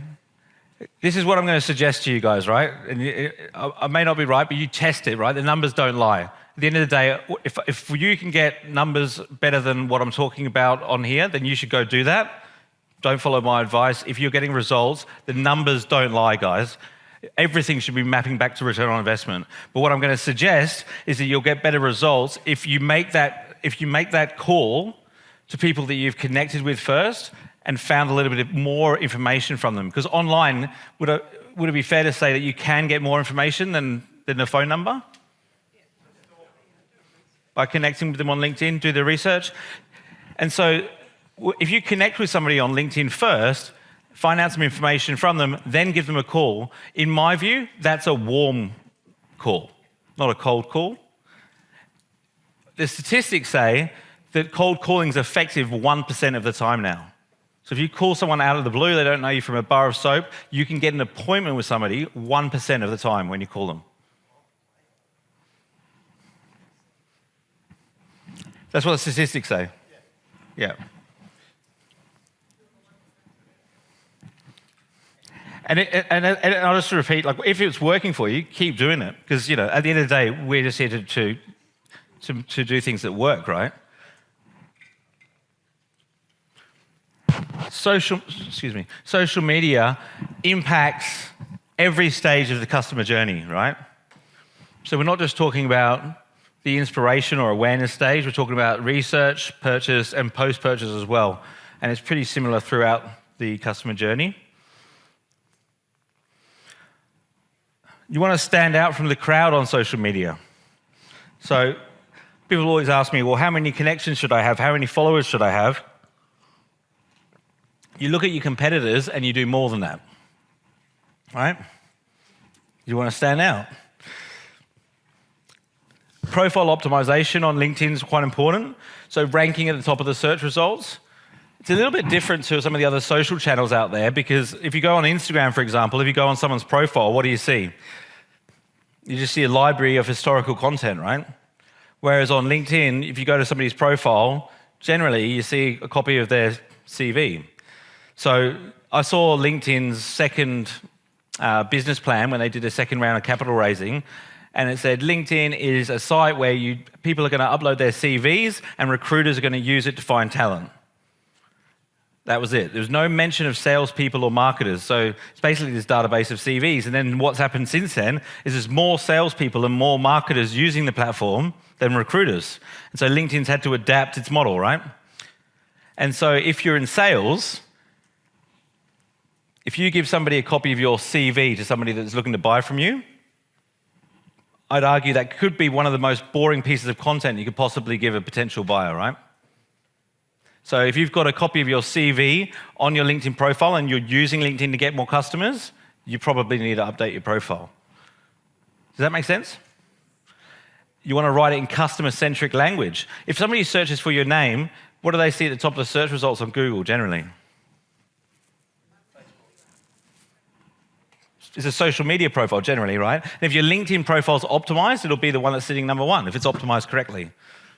And so if people are searching for your name and they're coming across your LinkedIn profile, how far down that customer journey are they? They're probably quite far down, right? And so you don't know how many people you're losing by having a copy of your CV up there instead of having something that communicates your value proposition to the potential customer. So the way LinkedIn works is you have this network and then you have access to your secondary network. So when I was selling real estate in Thailand, when somebody used to buy from me, I used to say, hey, do you know anyone else that would be interested in buying a villa in Phuket? If so, put their name down, I'll give them a call and see if they are also interested, right? Whereas these days, I can have a look at one of my clients, all of their network on LinkedIn, and I can find the ideal customers, and I can say, can you introduce me to these 3 people? It's a lot more powerful because I can see the whole of my client's referral network. So people say to me a lot, like, oh, LinkedIn's crap, it's just full of sales letters and recruitment letters. That has nothing to do with LinkedIn. It's to do with their network, right? Because if they've sat there and accepted or rejected connection requests from salespeople and recruiters, what kind of messages do you expect to get on LinkedIn? You're going to get salespeople and you're going to get recruiters. Whereas if you're not reactive, if you're proactive and you go out and target people in your target demographic and you're the one sending the connection requests, you're going to have a different experience on LinkedIn. It's all to do with the quality of your network. So who's actually been the one sending out connection requests on their LinkedIn profile? See, my guess is you'd have a much better network because you're the one who's decided who's going to be in it. And these are the people that are consuming your content. You know, on Instagram, you can't just like go and request people to follow you. Hey, can you follow my stuff? Can you follow my stuff? Could you follow my stuff because you're in my target market? You have to be reactive. You just get people who follow you, whoever want to follow you, they follow you. Whereas on LinkedIn, you can be more decisive as to who's in your network. Because I'm pretty active on Instagram as well, and all the other social channels, but LinkedIn is where I make the most money, and that's because of this reason. So how do you optimize your LinkedIn profile? Well, the photograph's important, and we learned a little bit about that from the previous speaker. I think you should get a professional headshot. It's quite important. It's where people are going to look first, right? Sorry. Your LinkedIn web address becomes important as well. This is where Google is going to be looking at things to show you up at the top of the search results. It looks at things like your URL and stuff like that. Can I ask a question? Sure. If you're a company, would you have your logo? So the question was, if you were a company... We're a company, partnership, Yeah. building, would that be our logo or a picture of both of us? So it would be a company Or the page you're looking talking one, about, which is a different profile. And it would be the logo, but you're always going to get the best results on LinkedIn through a personal profile. Yeah, okay. And so you both have one individually as well. Cool. Because it's a social media site, right? People want to buy from individuals. They don't want to buy from logos. I've got the profile set up for our company, which I'm not active on it, but I've done it, right? I've set it up. And I've got a picture of the four of us as a family, because it's a family business. Do you think that's okay? So did you say it was a company page or a personal profile? No, a company, as in Crockers Paint and Wallpaper. So I put Yeah. the four of us as a family as a photo. Do you Yeah, think that's rather fine. than the logo? Yeah, it's fine. It's just that you're not going to get as good a results when you try to connect with people or post content. You should have a personal profiles as well. So how do they link? Yeah. Okay. I don't Yeah, know they enough link. about it clearly, but just asking. Great question. Can I add to that? Yeah. Because I've got both personal and company, and I'd put no content on either. Yeah. But if I was to start putting content on about glass, because I want to attract glass sales, do I just do it on my personal, like, do I just put job stuff on my personal, or do I replicate that on the company one as well? Like, how do you differentiate? I understand what you're saying about people want to buy from people. So, to have to maintain 2 pages, is it worth it? Is it? Yeah. Yeah, well, if you're going to pick one, pick your personal profile, because there's just not as many people will even see it on the company page. You can share it, but again, if you post it organically from your personal profile, you're going to get more views. More people will see it. Sharing stuff on LinkedIn doesn't give you much more reach. You'll notice, like, if you share someone else's content, it doesn't get that many eyeballs on it. Yeah. All right. I'm sure there's going to be a whole bunch of questions, and you're more than welcome to jump in as we go. There was always a lot of questions around this LinkedIn stuff. All right, so the About section at the top of the profile, I know you can't read that, but it is the most important part. If people are going to look at anything on your profile, you want to make sure that you have keywords in there that are relevant to your customers. So what might your customers be searching for on LinkedIn? Because people will use it as a search engine. If I'm looking for an accountant, I could go to Google and I could look for accountant in Sydney, and I'll see all the ads and I can, choose which website I'm going to look at, or I could look at who's in my network already by searching on LinkedIn. And so, if you're in my network and you're an accountant in Sydney, you want to make sure you're showing up at the top of search results. You do that through optimizing it with keywords. Just to give you an idea of the difference it can make, this is a graph from a profile we optimized. It went from having 0 profile views per day to having 91 profile views a day. You can imagine if you amplify that through multiple people throughout the team, you can very quickly get more traffic on your LinkedIn profiles than you can on a website if they're optimized effectively.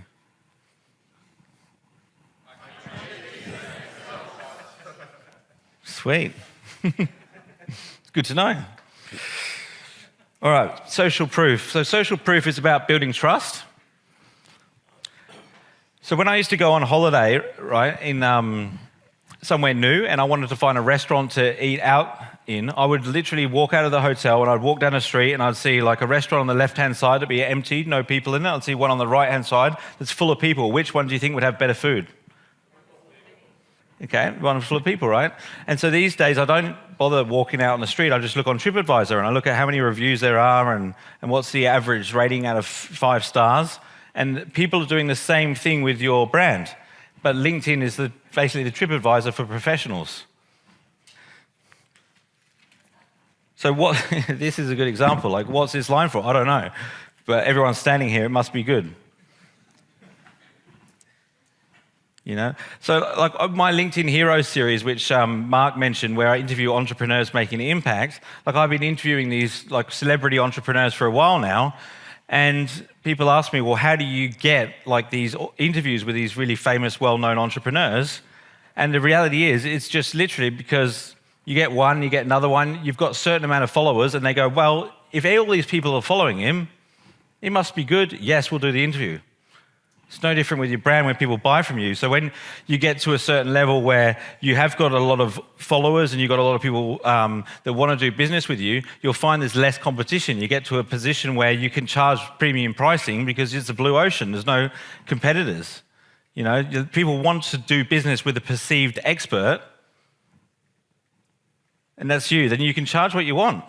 There's no competitors. Like when I started my business 5-6 years ago, if I went to like a potential client, they would be meeting with 3 or 4 different LinkedIn trainers, and I'd put my proposal in, and maybe I win, maybe I wouldn't.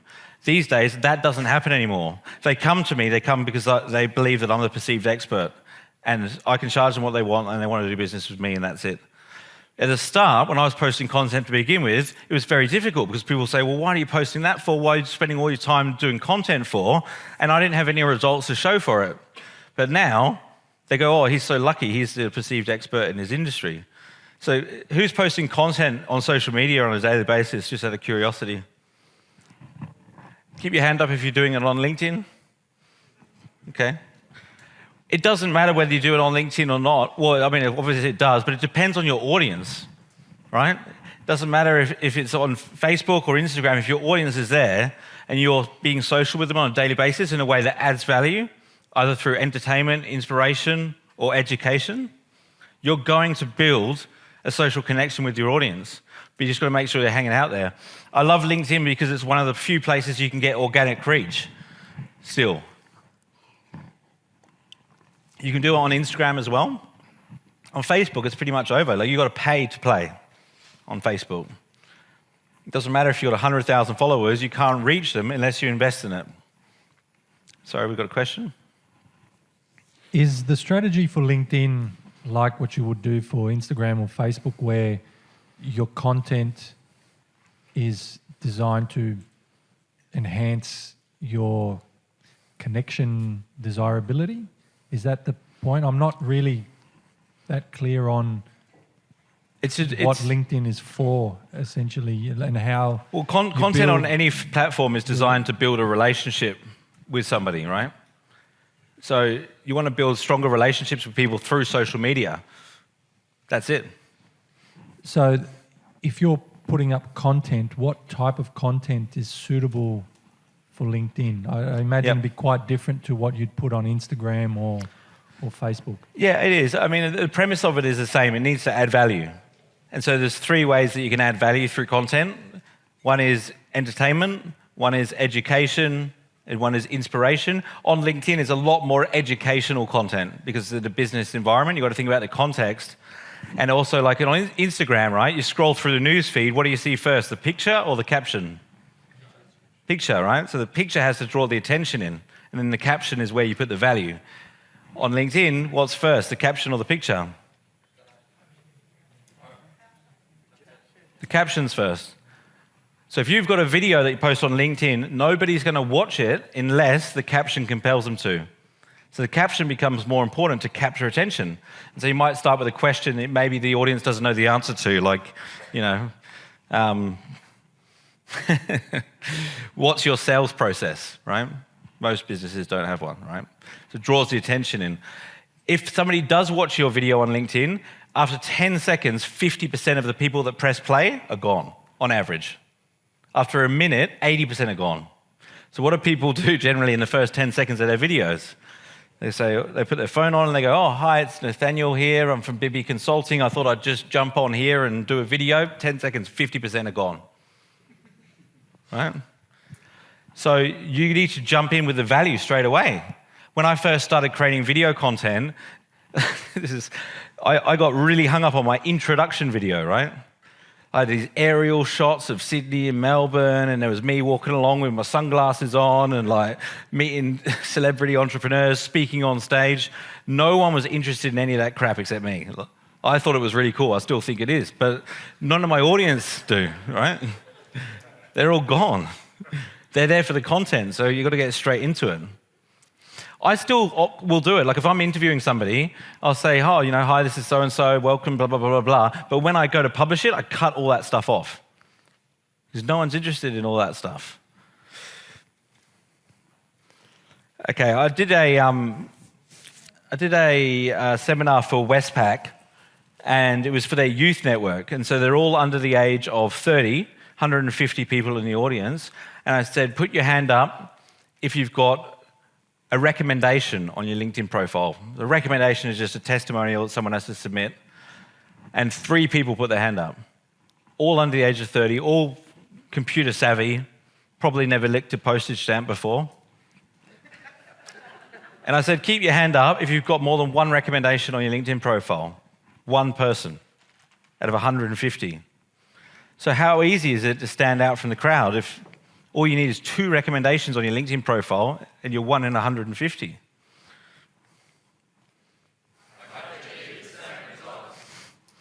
You guys are good at this. Okay, so what I want to achieve today is give you a system for lead generation. This is something you can take away and generate leads for immediately. I've had people do this during my talks where they've literally generated a lead while I'm speaking, but you'll be able to do it. Go away and generate leads tonight. It's a 3-step process: find, connect, and engage. And so the way the numbers work, this is what we do for our clients, by the way. This is the biggest area of my business. So if you find, so let's say you find 200 people in your target audience. Let's say you target directors of financial advisory firms, just as an example, in Sydney. So you find 200 of them, you send them all connection requests on LinkedIn. On average, 50% will accept immediately. So you've got 100 new connections in your ideal demographic, ideal target audience. All you've done is ask them to connect. You haven't asked them to buy from you or get in a phone call or any of that stuff. But then you send them all a message and you say, hey, thank you for connecting. I noticed that you're a financial advisor. We work with financial advisors. I'm interested in finding out more about your business objectives to see if there's an opportunity for us to work together. What's the best number to reach you on? Not all of them are going to say, yeah, let's hop on a call, but on average, between 10 to 30% of people that you contact will. So let's just be ultra conservative. 10 people say, yeah, let's chat.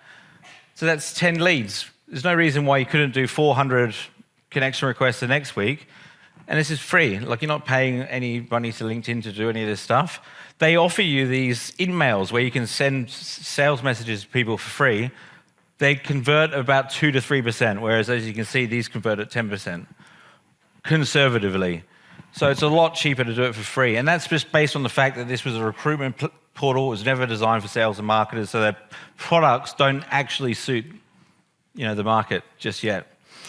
On average, 50% of those 10 will be ready to do something now. 50% maybe down the track.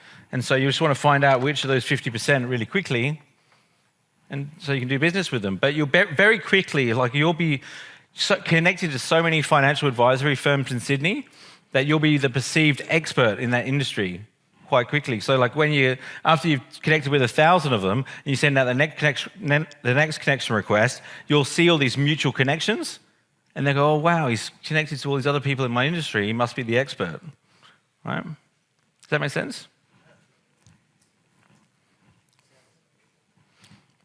Okay, so who's seen sales letters in their inbox on LinkedIn? Like this, right? What are some of the things you think that this person has done wrong when they've sent this message? Yep. Yeah, aside from the English, yep. So it's all about him, right? It's all about the person sending it.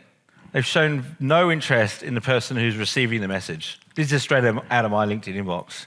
And to be honest, I've seen, I look in my clients' inboxes, I know what sales letters are sent to people. 90% of them do this wrong.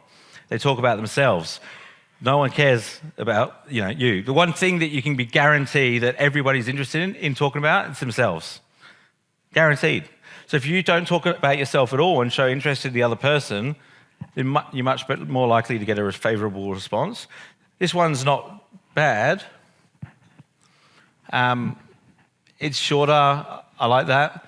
The idea is now we're connected. Hopefully we can find time for a face-to-face just to see if maybe my products might be of value to your clients. So there's one subtle change that would make this a good message, because it's not a good message. And it would be as if you said, just to see if maybe your product might be of value to my clients. If you worded it that way, it would get a good response rate, because it's talking about the value to the person you're sending it to. This could be somebody in a complementary industry that might deal with the same clients as me. But you're putting the value in the wording that benefits the person you're sending it to. Okay, this is an actual example of one of the messages we've sent for one of my clients.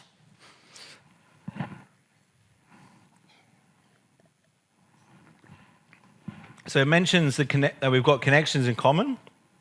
I've taken a look at your profile. I'm interested in speaking with you and finding about what you do, as there seems to be some synergies between yourself and the clients we typically choose to work with. So when somebody receives a message like that, they're going to wonder, who the hell's Maureen, right? What does she do? And they'll click on her name and read her profile. So it's very different to a cold call, because when you do a cold call, you have to explain who you are and why you're calling. It's the first thing you do, right? Whereas on LinkedIn, you don't need to do either of those things, because they can click on your name and read your profile. And it may seem like a very subtle difference, but when somebody clicks on your name, it's an inbound activity, right? Because they've asked for the information, therefore they're more likely to consume it, rather than you pushing it onto them, which is basically an outbound activity. Most people don't want to be sold to. Most people want to be helped. Generally, you'll find that if people have the problem that you solve, they want to buy. They've got a problem. They want to solve it. They want to buy. They just don't want to be sold to. So help them buy. Don't sell to them. On social media, if you help people, you'll find you get a much better response than if you sell to them. People want to do business with people that help them buy. Help people buy, don't sell to them. So Maureen, I'll just share this story with you. She was selling real estate to people in Singapore, Australian real estate. And she thought, it's a shame that LinkedIn's not going to work for me, because, real estate is pretty much B2C. It's not B2B. Therefore, how's it going to work for me? And what we decided to do was we targeted CEOs that were based in Singapore that went to university in Australia. So there's a good chance they'd be interested in Australian property. Invited them to an event about Australian real estate in Singapore. And within a few days, she'd almost doubled her network and had 10 qualified leads. She still uses this strategy today to sell real estate, to funnel people into events. And in the last few weeks, LinkedIn have introduced an events feature. Does anybody run events for their business at all? Okay, well, if you run events, check out LinkedIn events. It's a pretty cool way to get a lot of people to an event. I used it over 3 days, over a weekend, and Melbourne, Sydney, Perth, we managed to get 850 people registered for each city by using LinkedIn events. All it does is invites people in your network, and instead of when you normally get connection requests and it says, Maureen wants to be your connection on LinkedIn, it says Nathanial would like to invite you to this event, and you press accept or not. It's a pretty powerful way to market to your network if you are running events.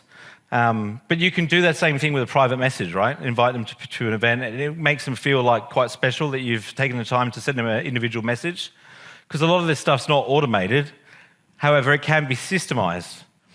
So one of the reasons that my business has done so well is we've systemized it for businesses to outsource to us to do lead generations. Because when I was generating leads, when I go back to that story, when I was sending out 10 messages to a surgeon, then 20 messages the next week, and we grew that business so quickly, it's because I systemized it. I gave the scripts to an assistant for her to send out on my behalf. Nothing was left to initiative. It's the same script that's going out, and it's not automated, it's systemized. And then I thought, well, why can't we do that for customers? So instead of the client sitting there and sending the messages themselves, they outsource to us. 95% of the people that I've trained on LinkedIn marketing think that it's fantastic, and they think that what I'm teaching them is very valuable, but they don't implement it. 95% do not implement it. Why not? Well, it's time. It takes time to do, right? And also because they're afraid of doing something wrong. You know, it's interesting, like with this private messaging stuff's pretty straightforward, but with content, like people are afraid to post because they're afraid of doing something wrong, but you learn how to create engaging content by posting. It's actually about making mistakes quicker. Okay, so how did it work with Maureen? So we're getting into quite a bit of detail here, but on the advanced people search, right, you can target exactly these fields. So like, what's the job title? Third one down, director, CEO. What school did they go to? Monash University. What location? Singapore. Industry, finance, legal, banking. Interested in property investments, groups, real estate investment Australia. That's how granular you can get with the search results. So we sent 500 connection requests for Maureen. This is in the first month we ran this campaign. We had 277 people accept, and they all got the message inviting them to the seminar. 42 people said yes, confirmed, and showed up to the seminar.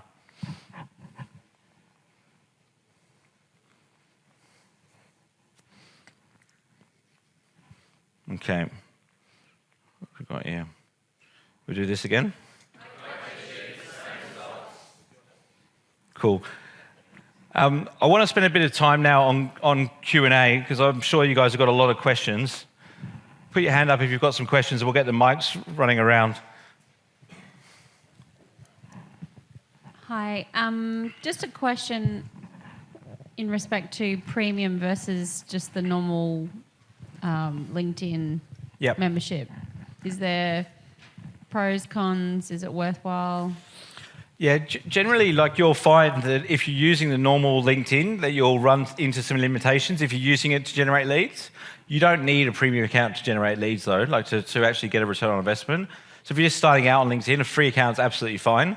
It's just when you start to, reach a point where you're looking at too many profiles in a day, or if you specifically want to search by things like the size of a company, you need to upgrade to do that. But other than that, you can use a free account to get the result. Okay, cool. Yep. Thanks. Are there any parameters on the amount of people you can friend request? Because I know like Instagram, they're like, "Ooh, slow down, stop messaging people." Yeah, totally. Yeah, so what LinkedIn's concerned about is if a lot of people are saying, no, I don't know this person, or this, even worse, this person is spam. And so if you get too many of those, then you'll be restricted. Just to give you an idea, so I know where the boundaries are, because none of my clients have ever been restricted by LinkedIn, but I've been banned 8 times, I think it is now. So I do know where the boundaries are. That would be me. Yeah.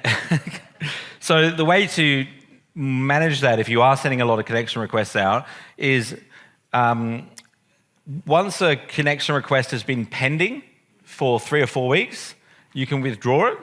So I actually go through all my pending connection requests, and all the old ones, I just withdraw them. Because no one's going to accept after 3 or 4 weeks. And that way I'll manage it so that there's not too many outstanding. Do you then re-request, or you just move along? Just move along, yeah. There's so many people out there, right, to target. They'd probably end up getting requested to at some point.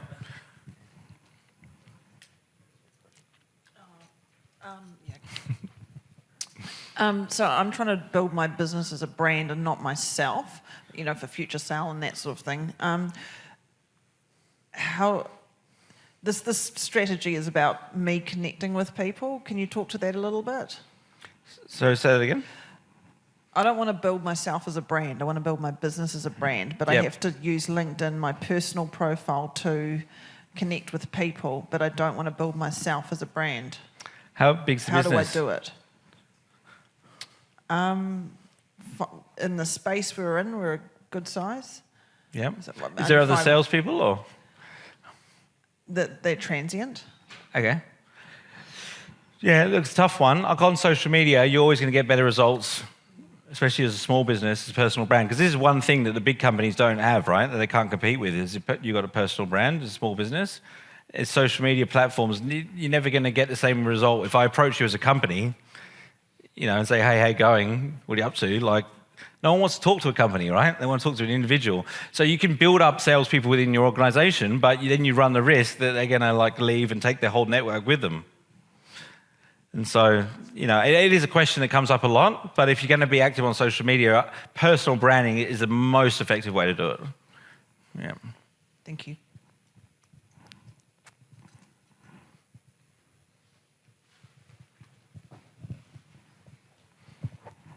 So with all the messages that you send out, like the invites, you write a bit of a blurb introducing yourself. If you're inviting 500 people, that's going to take a week to write all the messages? To 100 people? No, 500 people. There would be a lot of messages that you have to, so copy-pasting, but still. 500 people takes my team 5 hours. Yeah. 100 people an hour. Yeah. How many people have you got in your team to do that? Oh, but just one person doing that. One person, yeah. okay. Yeah. So, it's just copy and paste, right? And you just got to put their first name in. And do you outsource that? That could be systemized and just ask somebody elsewhere. Yeah, you outsource it, yeah. You delegate it. Yeah. Cool. Delegate it to someone in your team, to a company like mine. You can go offshore if you want to. So you just got to make sure you manage the quality, right? Because you can't afford to make mistakes in this area. Yeah. Sorry, I'm still having trouble with what we were talking about before. Because on all social media platforms, I'm trying to keep it consistent, that we're having the Crockers Paint and Wallpaper social media, Instagram, Facebook, and then obviously the LinkedIn one that's sitting there doing nothing. So I would like to think that we're showing the same thing across everywhere, but the way I'm getting LinkedIn is it has to be slightly different. But why can't we speak as the family to our audience? Because I don't want it to be just me. There's Sean as well. If the two of us are doing different things, to me it feels like we're spreading everything out too much. Do you know what I'm saying? Yeah, I do, yeah. Yeah. So what would the strategy be in order to keep the LinkedIn as Crockers? Look, so the company page can be the same and it can be generic content. What I'm suggesting is you're going to get more engagement through personal profiles and also growing your network on your personal profiles. So I think you use that as a foundation and then you amplify that content with your personal profiles and use it as a networking tool. So if we have our personal ones, we're kind of speaking about our business. Correct, yeah. Thank you. Yeah, spot on. Yeah. Hi. Hey. Is there any benefit in using your first degree connections to introduce you to connections within their group of people as a strategy, perhaps? Yep, Is that more, do you get better results and better numbers from that? Yeah. For me, it's a speed thing. So if I can send 100 connection requests in the same time, I can get one person to introduce me, I'll do that. Because it's the fact that they can see you as mutual connections is almost, it has some of that similar value. It's a little bit like if you're in a networking function and you guys know that you both know the same people and you shake hands, they're not going to be rude to you, right? If you know that you've got the same mutual connections. So for me, it's a speed thing. You got to weigh up quantity and quality. Decide where you sit. Yeah. Okay. So walk us through outsourcing then. So if I went to your company and said I wanted to outsource my LinkedIn marketing, would I then hand over access to my personal page to one of your staff members? Yeah, you would, yeah. So your laugh is awesome, man. But this is the thing, right? There's nothing left to initiative. Anything we do is going to be, we're going to show you who the people we're going to reach out to, what we're going to say to them, and then any replies that come back, it's over to you. We're not going to be coming up with replies based on pretending to be you. So it's just we're an extension of what you're already doing. We come up with a strategy, who we're going to target, what we're going to say to the people. We even give you the list of people that we're going to contact, and then we'll do it for you. Yeah. So one of your packages is, if I understand this correctly, is you work with us through our profile and how we're actually going to market to them, and help us design the messages. Correct. Yeah. And then that would be scripted, and your team will go with it. Yeah, that's right.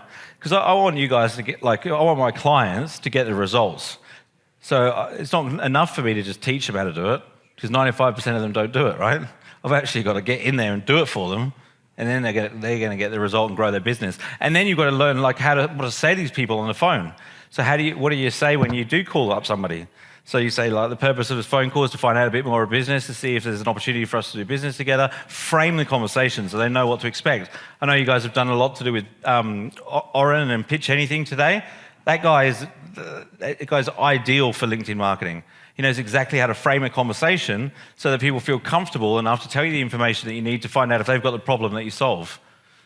And then you're away to the races. Because you don't want to do business with people that don't have the problem you solve. There's too many people out there that do have the problem. You don't want to talk people into something that they don't want to do. You just want to find out who's got the problem quickly so that you can meet their needs. How much does it cost to do it with you? $2,000 a month. Yeah. Yep. Who's got a microphone? Oh, right here. So my core deliverable is web design and SEO, which when I say that today to people who ask what I do, I realise how generic it is. So there's a lot of strategy involved in that informs what I then do. But I'm just thinking that's just going to be a hard pitch anywhere on social media, surely, because it's just so overdone. Well, everyone needs it, right? But everyone, the next thing anyone would ever say when you bring that up is, oh, I get emails every day or I'm contacted every day. So how do you differentiate? I mean, I can do it with content and maybe industry focus. Educate people. Look, I'm from the digital marketing industry, right? And I cannot find a good web developer. I need my website redone.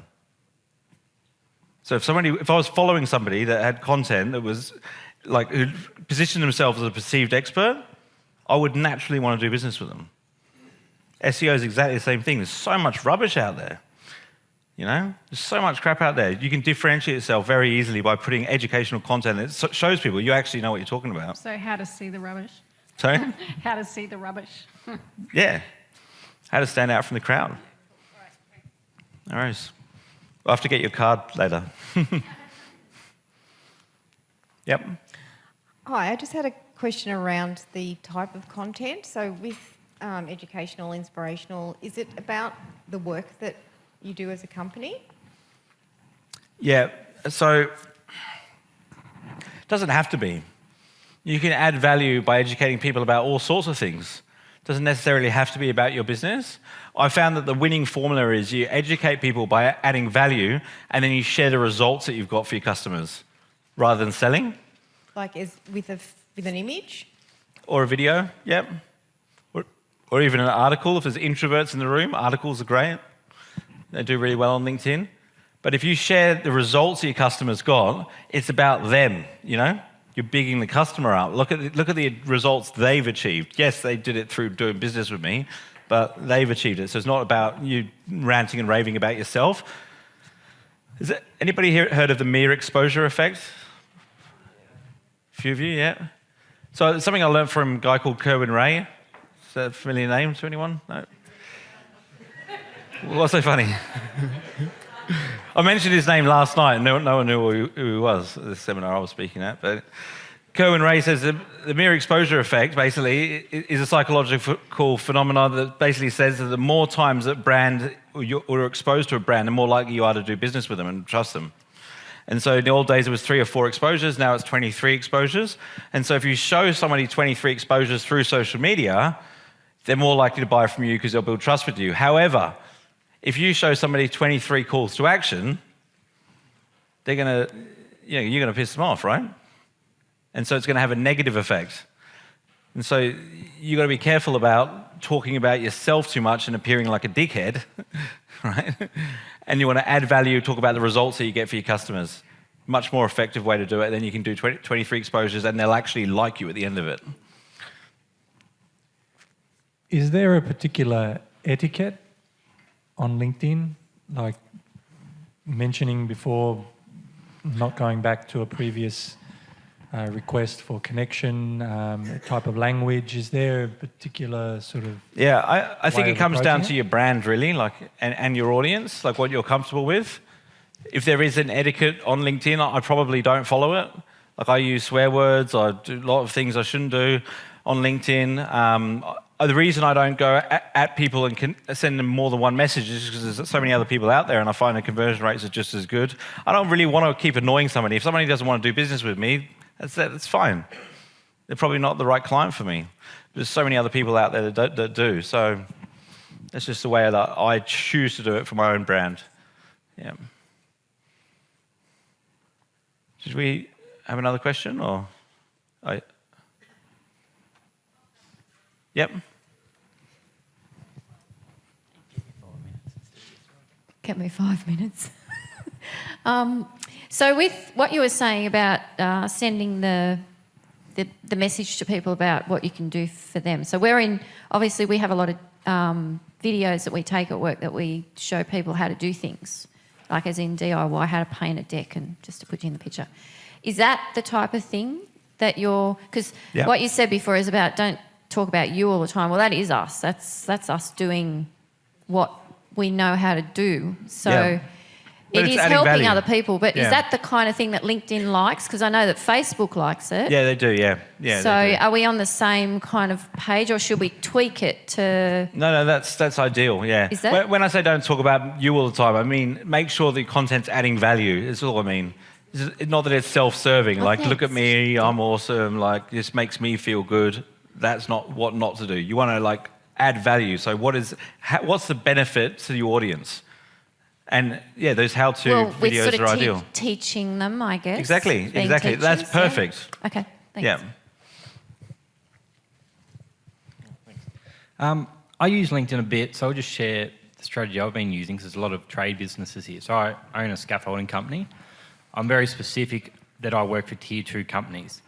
I've gone and added, you can look up the companies, say Hutchinson Builders. Every trade, like myself, Mick, we win jobs from project managers, contracts administrators. We also like to have the foreman on board and the workplace health and safety officer. So you can literally go to the top 20 companies that you want to work for. You can search for contracts administrators, McNab, Queensland, add them all, and you just keep growing the network from builder to builder to builder. And when I post, I never post, I'll post, and sort of what you were saying before about Facebook. If I went onto LinkedIn and went, I just want to thank my guys for doing a great job, it's sort of all right. But if I go onto Facebook, I normally go into LinkedIn, I tag the builder, and I'll fly my drone around, I go, this is a job we've just done for Condev. They've done an excellent job. I'll more so say how great the builder's doing, because then the builder's going to like it and share it, which they do. But if I go onto Facebook and say, builders don't like my Facebook page, scaffolders like my Facebook page. So if I go onto Facebook and go, the builder's done an awesome job, and I don't mention anything about my guys doing a good job, they're just going to think I'm an arsehole. So the wording is different on both platforms. But to make it simple, like, it's just work out who your target is or who the companies are, and just work out that job role. Like, if it is, mine is a project manager, just go add every project manager for the builders that you want. And it 100%. It works. Yeah. Amazing. Yeah, it's great value add, yep. Yep. Does LinkedIn have any algorithms at all attached to itself, like Facebook and Instagram? Oh yeah, absolutely. Yeah, I mean, they're all these social media sites. They want to give their users a good experience, right? So the algorithm's objective is just to show you the content that you want, so keep you on the platform. And so one of the easiest ways to do that is through engagement. So they look at how many likes and comments you get on your content, and then people that follow you or connected with you are likely to see your content at the top.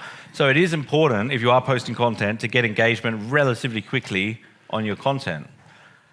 It should be authentic engagement, because what's going to happen is the algorithm's only going to get smarter. It's very similar to what I was telling you the story about when I moved to Hong Kong and I went from page 1 on Google to page 100. All that happened is Google got smarter to show people more relevant, because I was using techniques which are considered black hat, right? I was manipulating the search results. And so if you manipulate the social media newsfeed, eventually the algorithm will get smarter and your content won't do as well. So you want to be like getting authentic engagement really fast, and you'll show up really well in the newsfeed. And so when I talk about organic content doing well on LinkedIn and you being able to get free reach, this is what I'm talking about. The algorithm is still showing like people that haven't sponsored ads at the top of the newsfeed, whereas on Facebook, they've tried to monetize it. Facebook in the last year is the first time that they've lost market share. And what's interesting is that the people that are coming off of Facebook are the younger guys, which means that the trend's likely to continue. Does that make sense?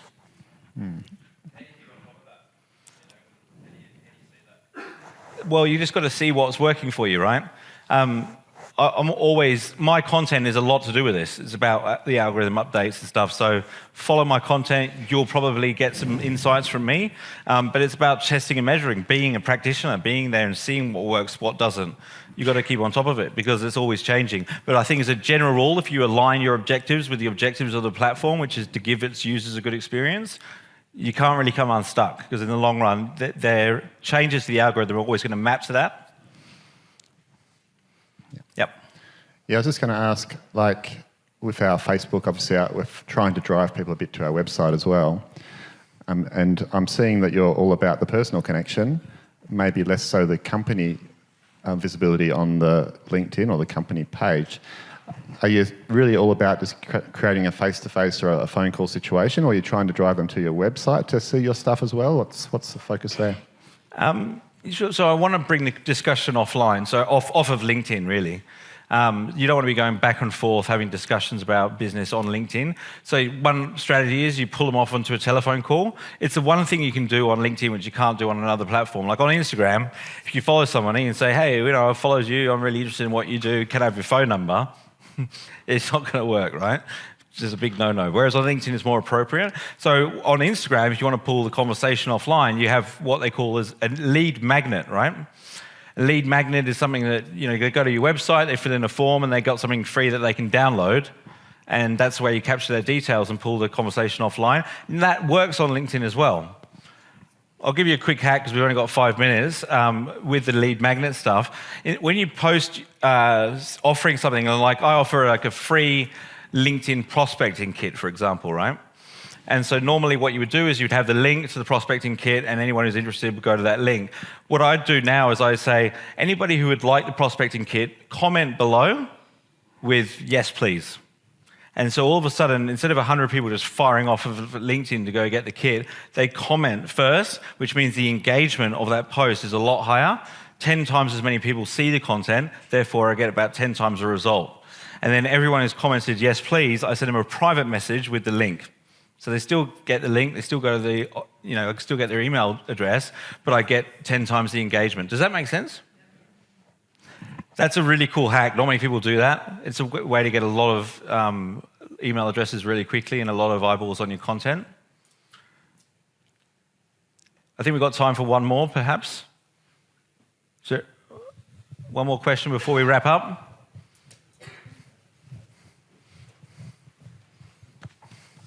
You were saying before you'd done interviews with like entrepreneurs and stuff. Is that YouTube? They're all on YouTube.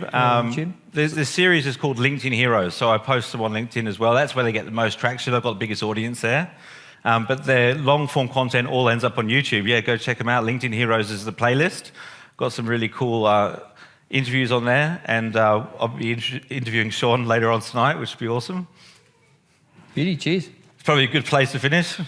Awesome. Well done. Thanks very much. Fantastic.